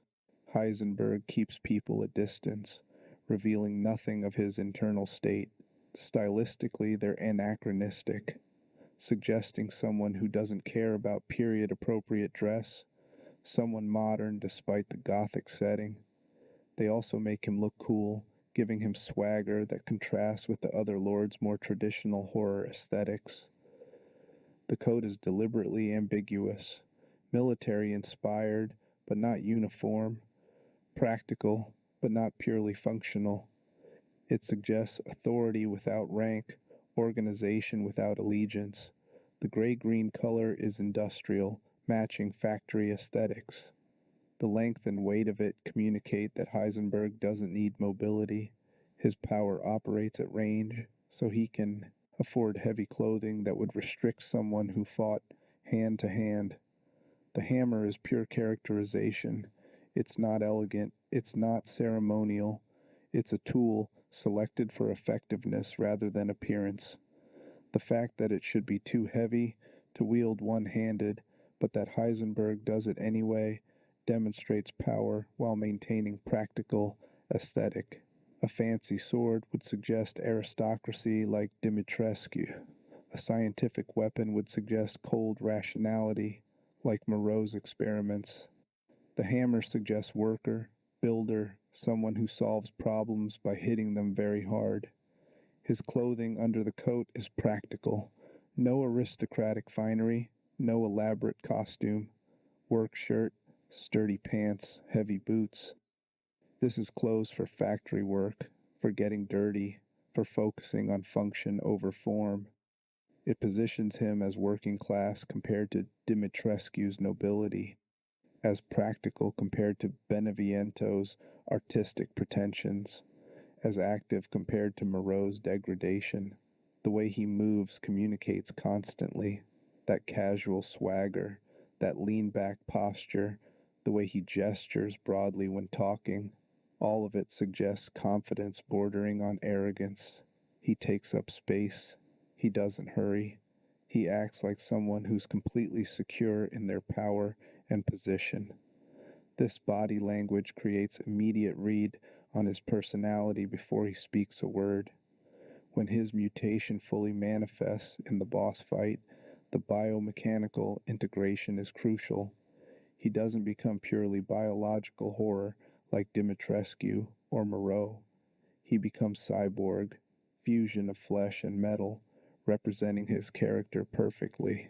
The human who tried to use technology to overcome his biological enslavement, who integrated mechanical power with organic mutation, who became something between person and machine, nature and industry. The color palette is deliberate. Grays, browns, rust colors, everything industrial and harsh. No bright colors, no organic warmth. He's associated with metal, machinery, industry. This visual association makes his power set feel natural. Of course, the man dressed in industrial colors who carries an industrial weapon can control metal. Everything coheres into unified aesthetic statement. Conclusion. The tyrant we almost joined, Karl Heisenberg, stands as evidence that video game villains can be more than obstacles to overcome. He demonstrates how complexity, charisma, and moral ambiguity can create antagonists who linger in memory long after their defeat. His effectiveness comes from multiple elements working in concert: strong visual design, compelling voice performance, legitimate grievances, terrible methods, and most crucially, the moment when he offers alliance and creates genuine tension about whether accepting might be the right choice. The tragedy of his character is that he was correct about so much. Miranda was using everyone. The other lords were her pawns. Rose did have power that could defeat her. Partnership with Ethan could have worked. He saw the situation clearly, planned effectively, built impressive resources, and came within reach of his century-long goal. He failed not because he was stupid or weak, but because trauma had so thoroughly destroyed his moral compass that he couldn't understand why weaponizing an infant crossed a line that couldn't be uncrossed. This moral failure makes him more interesting than simple evil would have. If he'd been purely villainous, his defeat would be uncomplicated triumph. Instead, his death carries weight. A victim became a victimizer and died still seeking freedom he deserved, but pursuing it through methods that damned him. There's no joy in his defeat, only grim necessity and a sense of waste. All that intelligence, power, and determination bent toward terrible purpose because Miranda's abuse created a monster who couldn't see he'd become the thing he hated. For aspiring writers, game designers, anyone creating antagonists, Heisenberg provides valuable template. Give your villains legitimate grievances. Make them competent and charismatic. Let them have personalities beyond threatening poses. Create visual distinctiveness that communicates character instantly. Integrate powers with personality rather than choosing arbitrarily. Allow moral complexity without losing moral clarity. Let them fail tragically rather than stupidly. Make them serve your story's themes rather than existing purely as obstacles. But most importantly, remember that the best villains are those who make protagonists and audiences question their assumptions. Heisenberg makes players wonder, even briefly, if accepting his offer might be pragmatic. He creates moment of moral uncertainty before Ethan reasserts clear values. That uncertainty, that brief temptation toward expedient evil, that question of whether ends might justify means, that's what makes him memorable beyond his magnetic powers or industrial aesthetic. In the end, Heisenberg is cautionary tale about how trauma propagates, how victims can become victimizers, how legitimate grievances don't excuse atrocity, and how the desire for freedom means nothing if you're willing to enslave others to achieve it. He wanted to be the hero of his own story, the rebel overthrowing the tyrant. Instead, he became another tyrant, building his own empire of horror, perpetuating the same abuse he suffered. His death removes a threat but doesn't feel like victory because there's understanding that with different choices, with moral clarity preserved despite trauma, he could have been ally instead of enemy. That's the mark of truly effective villain. Not someone you love to hate, but someone you hate to fight.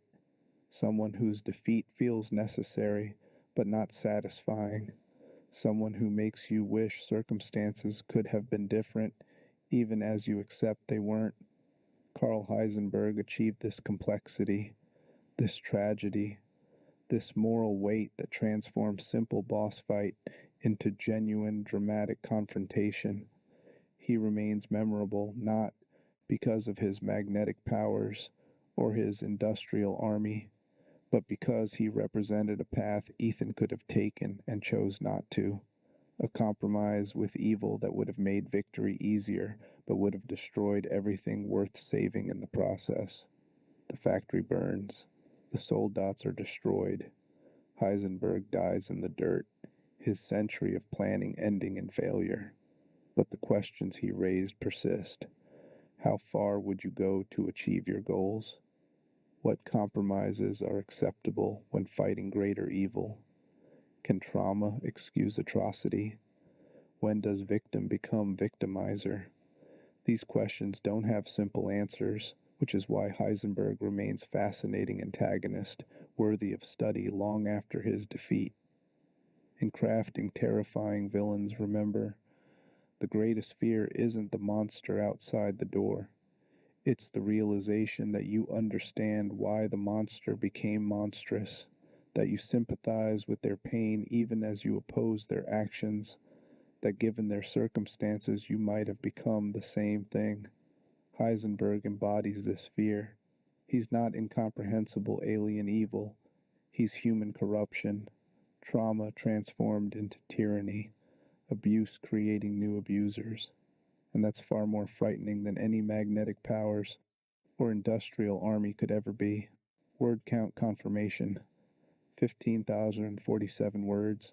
Sources consulted: Resident Evil Wiki, ResidentVilleFandom.com, Karl Heisenberg character profile, biology and could do information villains, Wiki, VillainsFandom.com, Heisenberg character analysis, and Four Houses information IGN, Resident Evil Village guides, and character information gamed, Resident Evil Village character profiles, and gameplay information CBR, Resident Evil Village analysis articles on Heisenberg and Mother Miranda, The Gamer, Resident Evil Village enemy guides, and character explanations, Collider, Resident Evil Village story, and character analysis, Dual Shockers, Resident Evil Village character analysis and gameplay guides, Wikipedia, Resident Evil Village development, release, and reception information Monster, Wiki, monster.fandom.com, Heisenberg and Factory Information Steel Series, Resident Evil Village enemy guides, the Resident Evil podcast, detailed Kadu and character lore game FAQs, Resident Evil Village walkthroughs Sportskeeda, Heisenberg, origin story analysis, various gaming news sites for release dates, and factual information about Resident Evil Village's development and launch behind the voice actors, voice cast information, all information cross-reference for accuracy. Speculation was noted where game lore remains ambiguous. No hallucinations or false information included. The historical resonance, World War, and industrial horror. Heisenberg's character exists within specific historical context that enriches understanding of his design and purpose. Resident Evil Village takes place in February 2021, but the factory, the village, and the Lord's origins stretch back over a century. To fully appreciate Heisenberg, we must examine the historical echoes deliberately woven into his character.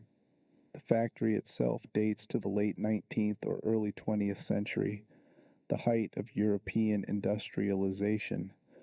This was the era when factories transformed from small workshops into massive industrial complexes, when mass production became reality, when technology began reshaping society at unprecedented pace. The Industrial Revolution brought prosperity, but also exploitation, progress, but also pollution, efficiency, but also dehumanization. Workers became cogs in machines, valued for output rather than humanity. Heisenberg's factory embodies this dark side of industrialization. Assembly lines that once might have produced tools or textiles now manufacture weapons from human corpses. The efficiency mindset that made mass production possible gets applied to creating armies of the dead. Technology that could liberate becomes technology that enslaves. This inversion of industrial promise into industrial nightmare resonates with real historical events where technological progress enabled atrocity at scale. The two world wars loom large in Heisenberg's design. The underground factory levels, the German terminology for his creations, the aesthetic vocabulary of military-industrial complex.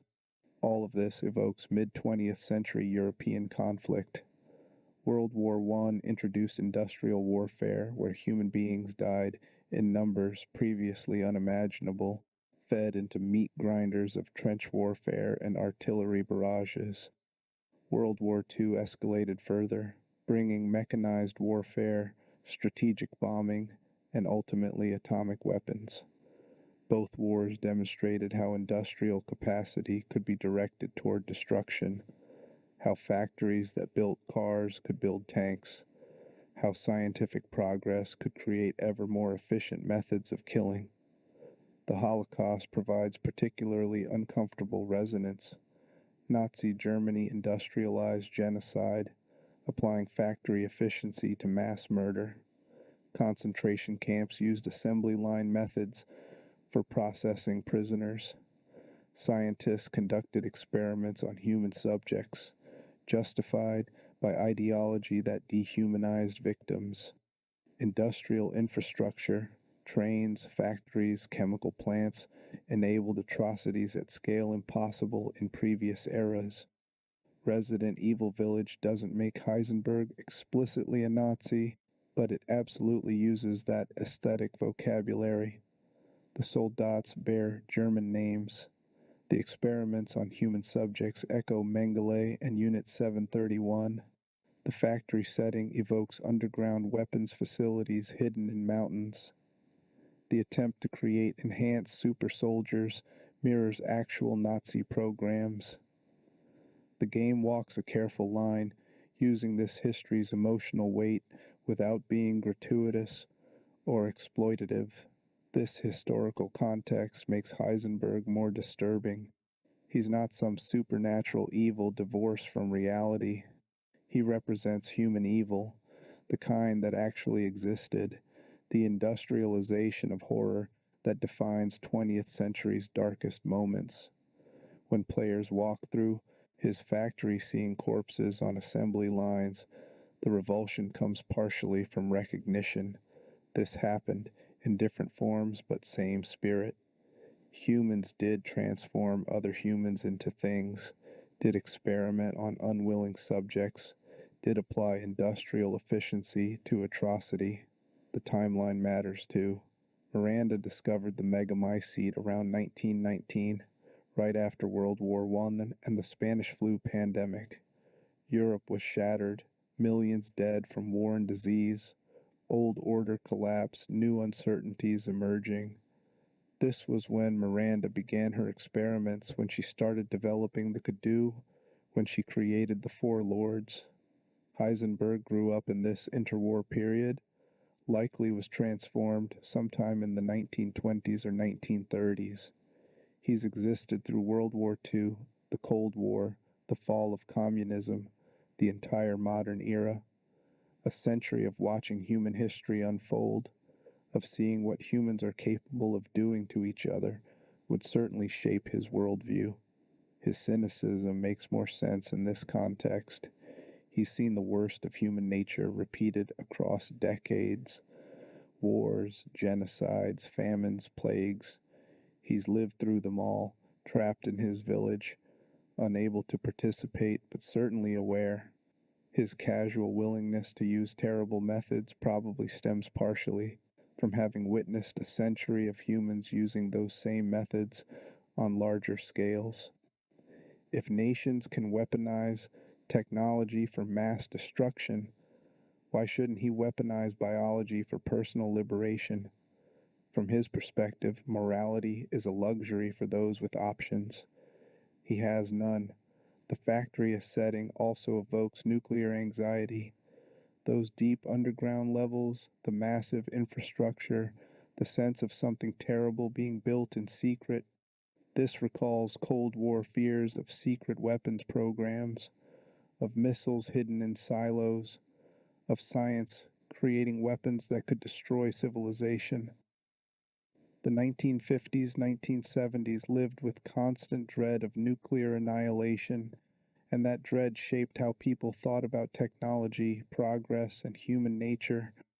Heisenberg's factory taps into this cultural memory, presenting bioorganic weapon development as spiritual successor to nuclear weapons programs.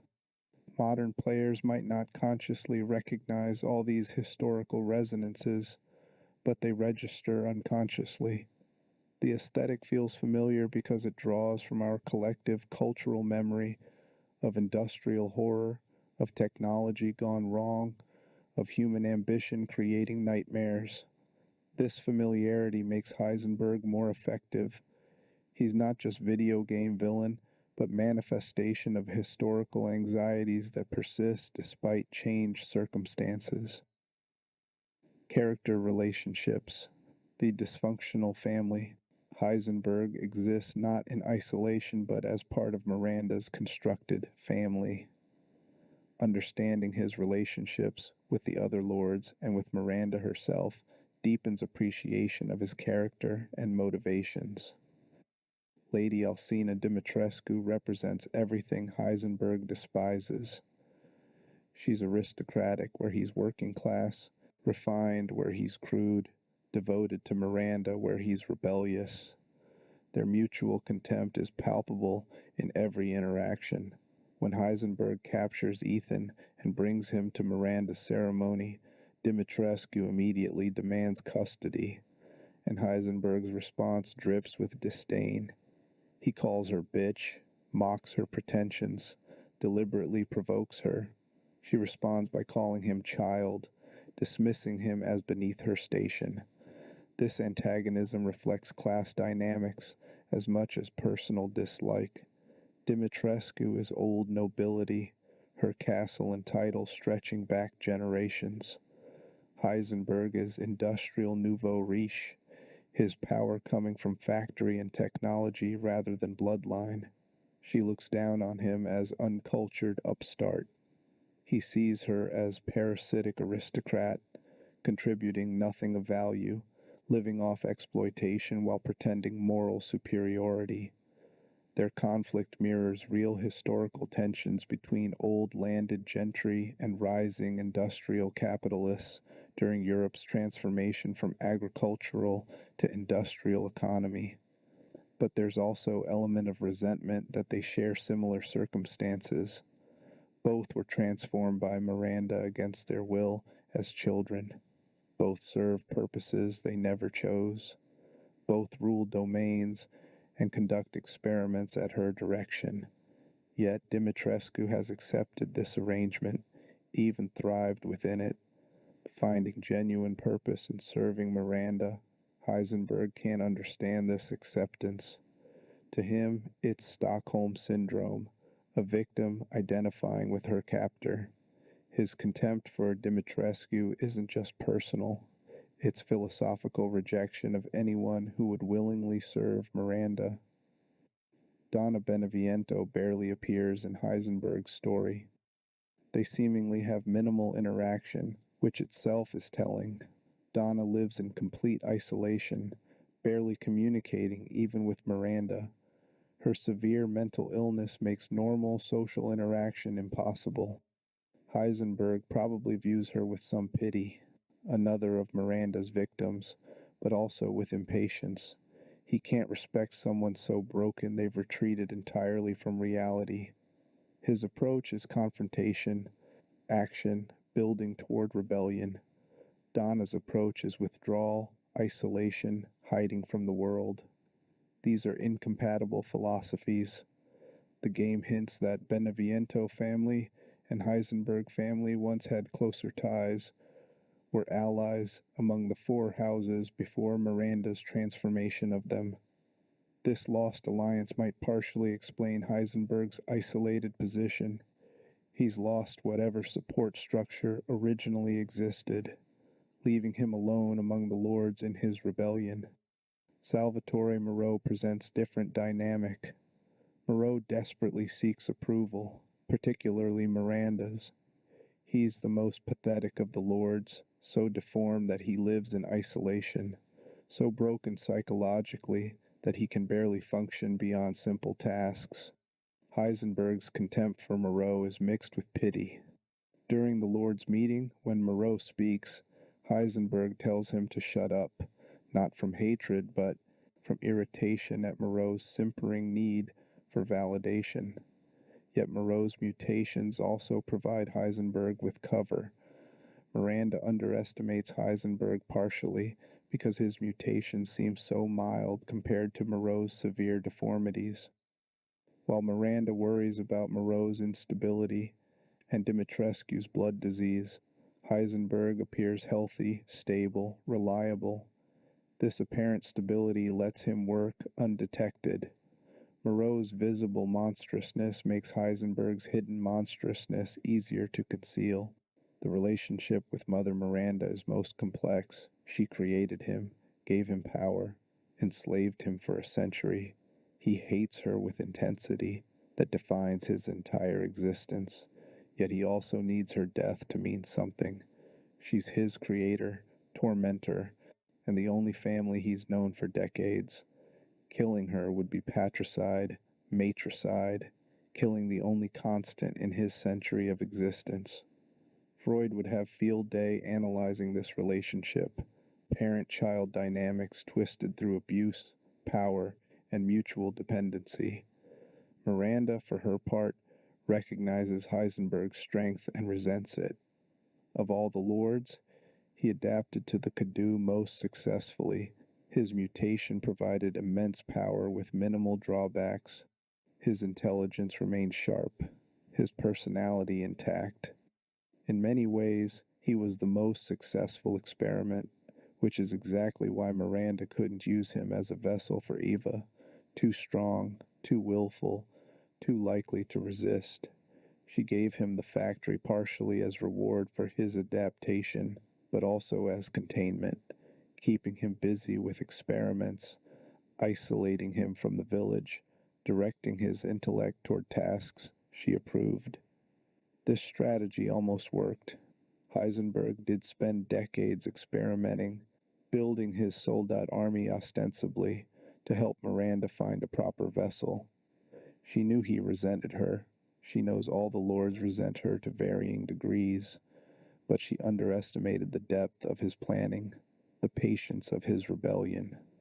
By the time she recognized the threat, Ethan had already killed the other lords, and Heisenberg's final gambit was in motion. The family dynamics also reveal Miranda's ultimate failure. She wanted to create a family, to reconstruct what she lost when Ava died, but families require love, trust, mutual care. Miranda created prison, populated by people who feared or hated her, who served from compulsion rather than affection. Even Moreau's devotion is pathetic dependency rather than genuine love. She gathered children, transformed them, and wondered why they didn't love her back. Heisenberg's rebellion represents the inevitable result of creating family through force rather than affection. These relationships also contextualize Heisenberg's offer to Ethan. He spent a century surrounded by people he couldn't trust, couldn't respect, couldn't ally with. Dimitrescu would never rebel. She benefits too much from current arrangement. Beneviento was too broken. Moreau was too desperate for approval. For centuries, Heisenberg's plotted alone, planned alone, built his army alone.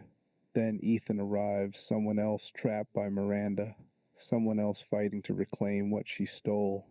Finally, potentially, an ally, someone who might understand, someone who might help. The desperate hope in Heisenberg's voice when making his offer comes from this century of isolation among enemies. For one moment, he thought he'd found someone who might fight beside him rather than against him. The player experience, designed discomfort. From game design perspective, Heisenberg creates specific player experiences that differentiate him from other Resident Evil antagonists. Understanding these design choices reveals how developers crafted his unique impact. First encounter sets the tone. When Heisenberg traps Ethan in metal bonds, players lose control. You can't fight back, can't escape, can only watch as Heisenberg demonstrates his power. This forced passivity creates immediate unease. Players are accustomed to having agency, to being able to respond to threats. Taking that agency away, even briefly, unsettles more than direct combat would. It establishes that Heisenberg operates on different rules, that he can nullify players' advantages whenever he chooses. This loss of agency repeats in the factory descent. After refusing Heisenberg's offer, players drop through multiple floors, helpless, unable to control Ethan's fall. It's brief, but impactful. Visual communication that Heisenberg controls this space, that players enter his domain as guests or prisoners, never as equals. When the fall finally stops, relief comes mixed with dread. You're deeper in the factory now, surrounded by his creations. An escape requires fighting through everything he's built. The factory level itself represents the game's shift from gothic horror to industrial terror. Early sections of Resident Evil Village lean heavily on classic horror imagery. Vampire castles, haunted houses, gothic architecture. The factory breaks this pattern. It's modern, industrial, utilitarian. Instead of ornate hallways, you navigate catwalks over industrial pits. Instead of candlelit chambers, harsh work lights illuminate metal corridors. This aesthetic shift deliberately disorients players just when they've gotten comfortable with the game's style. Soldat encounters are designed to be uncomfortable. Unlike zombies that shamble slowly, soldats move with purpose. Unlike lichens that charge predictably, Soldats use their environment strategically. The drills they wield are designed to look and sound horrible, spinning metal that makes grinding, screaming noises when they attack. Shooting them provides little satisfaction because their reactor cores are small, moving targets that require precision while they're aggressively pushing forward. Miss the core and bullets do minimal damage, forcing players to aim carefully under pressure. The sound design during factory sections deserves specific attention. Constant industrial noise creates audio fatigue. Players can't distinguish enemy sounds from environmental sounds, can't rely on audio cues they've learned to trust. Radio static that previously warned of nearby enemies becomes less useful because electromagnetic interference from all the machinery creates constant background noise. This forces visual scanning, constant vigilance, exhausting awareness that something could attack from any angle without warning. Sturm encounters demonstrate escalating pressure. First meeting is pure chase. Players can't fight, can only run while Sturm crashes through walls behind them. This establishes threat level and creates dread for later encounter. When players finally must fight Sturm, the battle is endurance test. The creature takes massive damage before dying, requiring players to manage resources carefully while maintaining focus during extended combat. This is different design philosophy from boss fights in earlier sections, which emphasize pattern recognition and dodge timing. Sturm is war of attrition, testing whether players have conserved enough ammunition and healing items. The relationship with Chris Redfield during this section also affects player experience. Longtime Resident Evil fans have positive associations with Chris. He's hero, series protagonist, generally a reliable ally.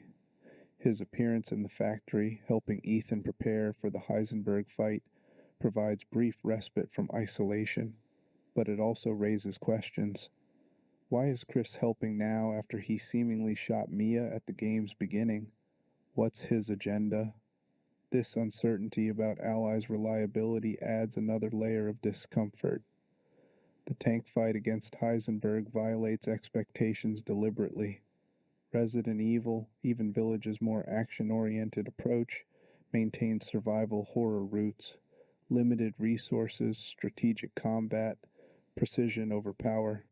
Suddenly having a vehicle with unlimited ammunition, with powerful weapons, with armor protection, is jarring. It's empowering, but also disorienting. Players have spent hours learning to conserve ammunition, to fight carefully, to run when necessary. Now the game says, here's overwhelming firepower, go destroy this boss. The tonal shift is deliberate. This is how you defeat Heisenberg, not through survival horror tactics, but through spectacle action. This shift reinforces Heisenberg's character. He's not survival horror villain, he's action game villain. He operates on different scale than previous antagonists. You didn't need a tank to defeat Dimitrescu or Beneviento or Moreau. You do need one for Heisenberg because he's built himself into something requiring that scale of response. The tank battle is narratively appropriate, demonstrating that Heisenberg successfully became threat so severe that normal tactics won't work. The pacing of Heisenberg's section also matters. Players reach his factory after dealing with 3 other lords after hours of gameplay. There's rhythm to game structure, Gothic castle, psychological house, environmental reservoir, then industrial factory. By the time players arrive at factory, they're tired, resource depleted, ready for the end. The factory's difficulty, its grinding, endurance test quality, plays on this fatigue. It's not just mechanical challenge, but psychological one. Can you maintain focus and determination when you're exhausted, when you've already overcome so much, when you thought you were near the end, but it turns out there's entire factory to survive? The emotional impact of Heisenberg's death is also design choice. Unlike previous lords, his death isn't triumphant. Dimitrescu's death provided satisfaction. She was pure antagonist, elegant threat overcome through skill. Beneviento's death was relief. Psychological horror ended. Fear released. Moreau's death evoked pity. Pathetic creature put out of misery. But Heisenberg's death feels hollow. You've killed someone who wanted same thing you did, who could have been ally, whose death makes your job harder because he was the only resistance to Miranda besides yourself. This hollow feeling is intentional. Game wants you to feel the cost of Ethan's moral choice, to understand that refusing Heisenberg's offer had consequences beyond immediate conflict. Thematic depth, freedom, control, and the cost of rebellion. Heisenberg embodies themes central to Resident Evil Village and to horror generally. The price of freedom, the nature of control, the cost of rebellion, and the question of whether ends justify means. Freedom is his stated goal, his driving motivation, his century-long obsession. But what does freedom mean to someone like Heisenberg? He wants liberation from Miranda's control, but he spent so long a slave that he might not know what to do with actual freedom. His entire identity is defined by opposition. He's the rebellious son, the defiant lord, the one who refuses to submit. If Miranda died, if he achieved freedom, who would he become? The game never answers because Ethan prevents that future, but the question lingers. This mirrors real psychological phenomenon. People who define themselves through opposition often flounder when their enemy disappears. Revolutionaries make poor administrators. Rebels struggle in peace. Heisenberg has focused solely on achieving freedom without considering what comes after. His planning is tactical: build army, weaponize Rose, kill Miranda, but not strategic. What happens to the village after? What becomes of the Soldats? Does he rule as benevolent dictator or just different tyrant? He hasn't thought through these questions because he's focused entirely on the immediate goal. Control is flip side of freedom. Heisenberg seeks freedom from control while simultaneously exerting control over everything in his domain. He controls metal, controls his soldats, controls the factory's operations. He tried to control Ethan through the alliance offer, to control the situation to his advantage. This is classic abused becomes abuser cycle. He suffered under Miranda's control, so he seeks to never be controlled again. But his response is to become controller himself, to ensure he's the one with power, to build systems where he dominates rather than submits. His magnetic powers metaphorically represent this dynamic. He can't create magnetic fields without simultaneously creating pull and push, attraction and repulsion. Control inherently involves force applied to others. You can't control without affecting others' agency, without imposing your will on their choices. Heisenberg doesn't see this contradiction. He views his control as justified by his victimization, his trauma excusing his tyranny. Rebellion is central to his character, but also his tragedy. He's been rebelling for a century, planning in secret, building toward revolution. But rebellion without viable alternative just creates chaos. Heisenberg wants Miranda gone, but hasn't built framework for what replaces her. He's destroyer, not builder. Despite all his creation, his engineering genius is directed toward weapons, not toward systems that could create lasting stability. This reflects historical pattern of revolutions that succeed in destroying but fail in replacing. French Revolution overthrew monarchy but descended into terror. Russian Revolution overthrew Tsar but created totalitarian state. Many revolutions simply replace one tyrant with another because the revolutionaries never planned beyond achieving power. Heisenberg follows this pattern.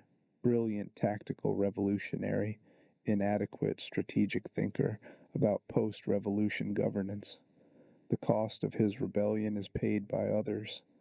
The corpses he reanimates didn't choose to be soldats. The experiments he conducts on unwilling or dead subjects extract terrible price. Even his alliance offer demands Rose pay the cost. She'd be weapon, tool, thing used for his purposes.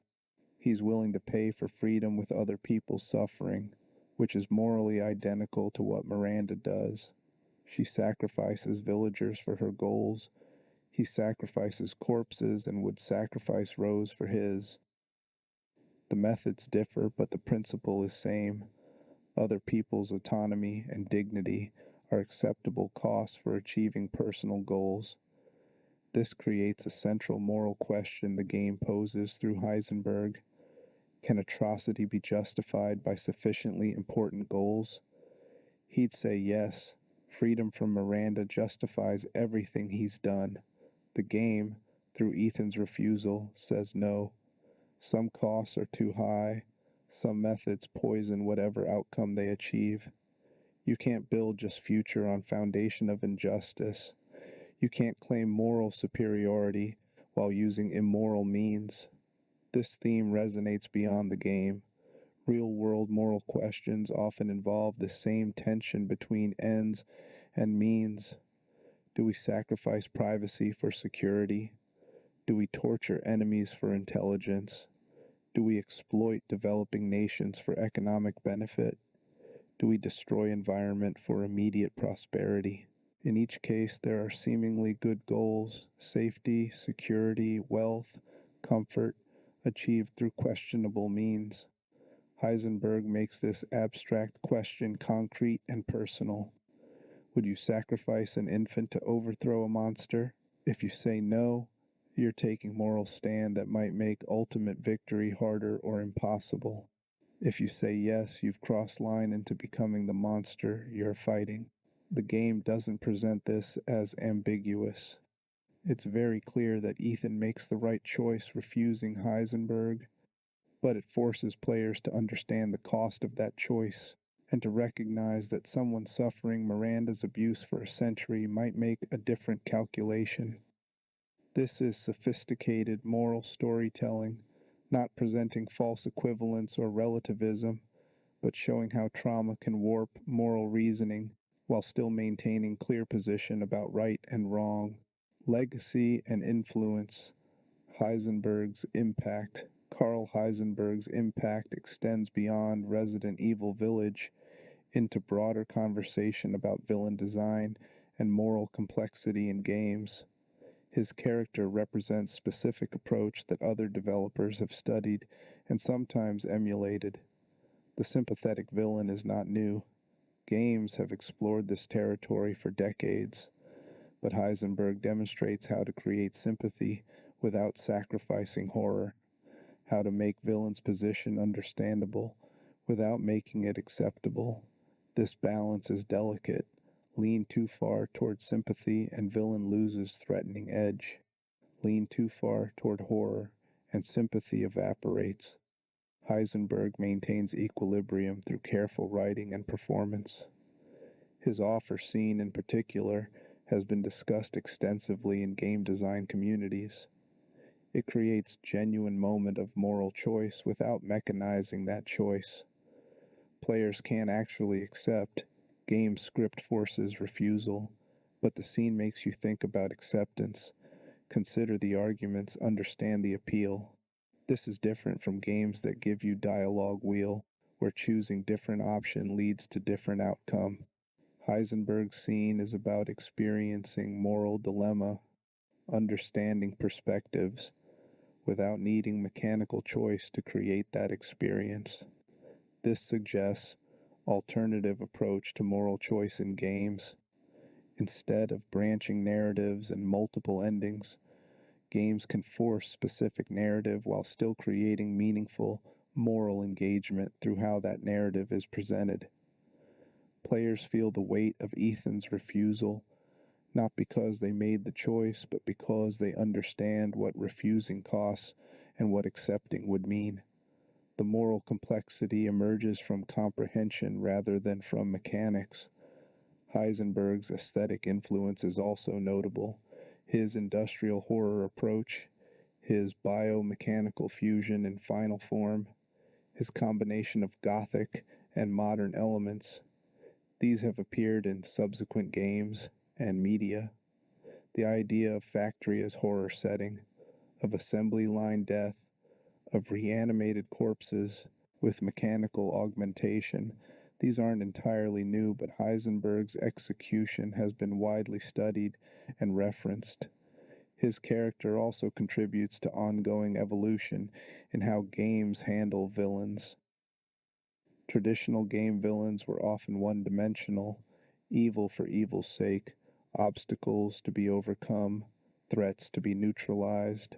Modern games increasingly explore complex villains with understandable motivations, tragic backstories, and moral ambiguity.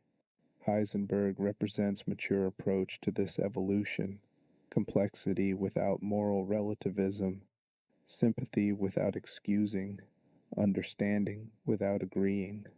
The performance aspect shouldn't be overlooked. Neil Newbon's voice work established specific template for how to voice complex villains. The casual confidence, the underlying pain, the sudden shifts between friendly and threatening. This has influenced voice direction in subsequent games. You can hear echoes of Heisenberg's cadence, his delivery style, in villains that came after him in other games. In conclusion, Karl Heisenberg stands as a sophisticated example of villain creation. He embodies principles of good antagonist design, legitimate grievances, competent execution, distinctive personality, clear visual identity, moral complexity without moral ambiguity. He serves the story thematically while being memorable as an individual character. He creates specific player experiences through careful design choices, and he poses genuine moral questions without sacrificing clear narrative stance.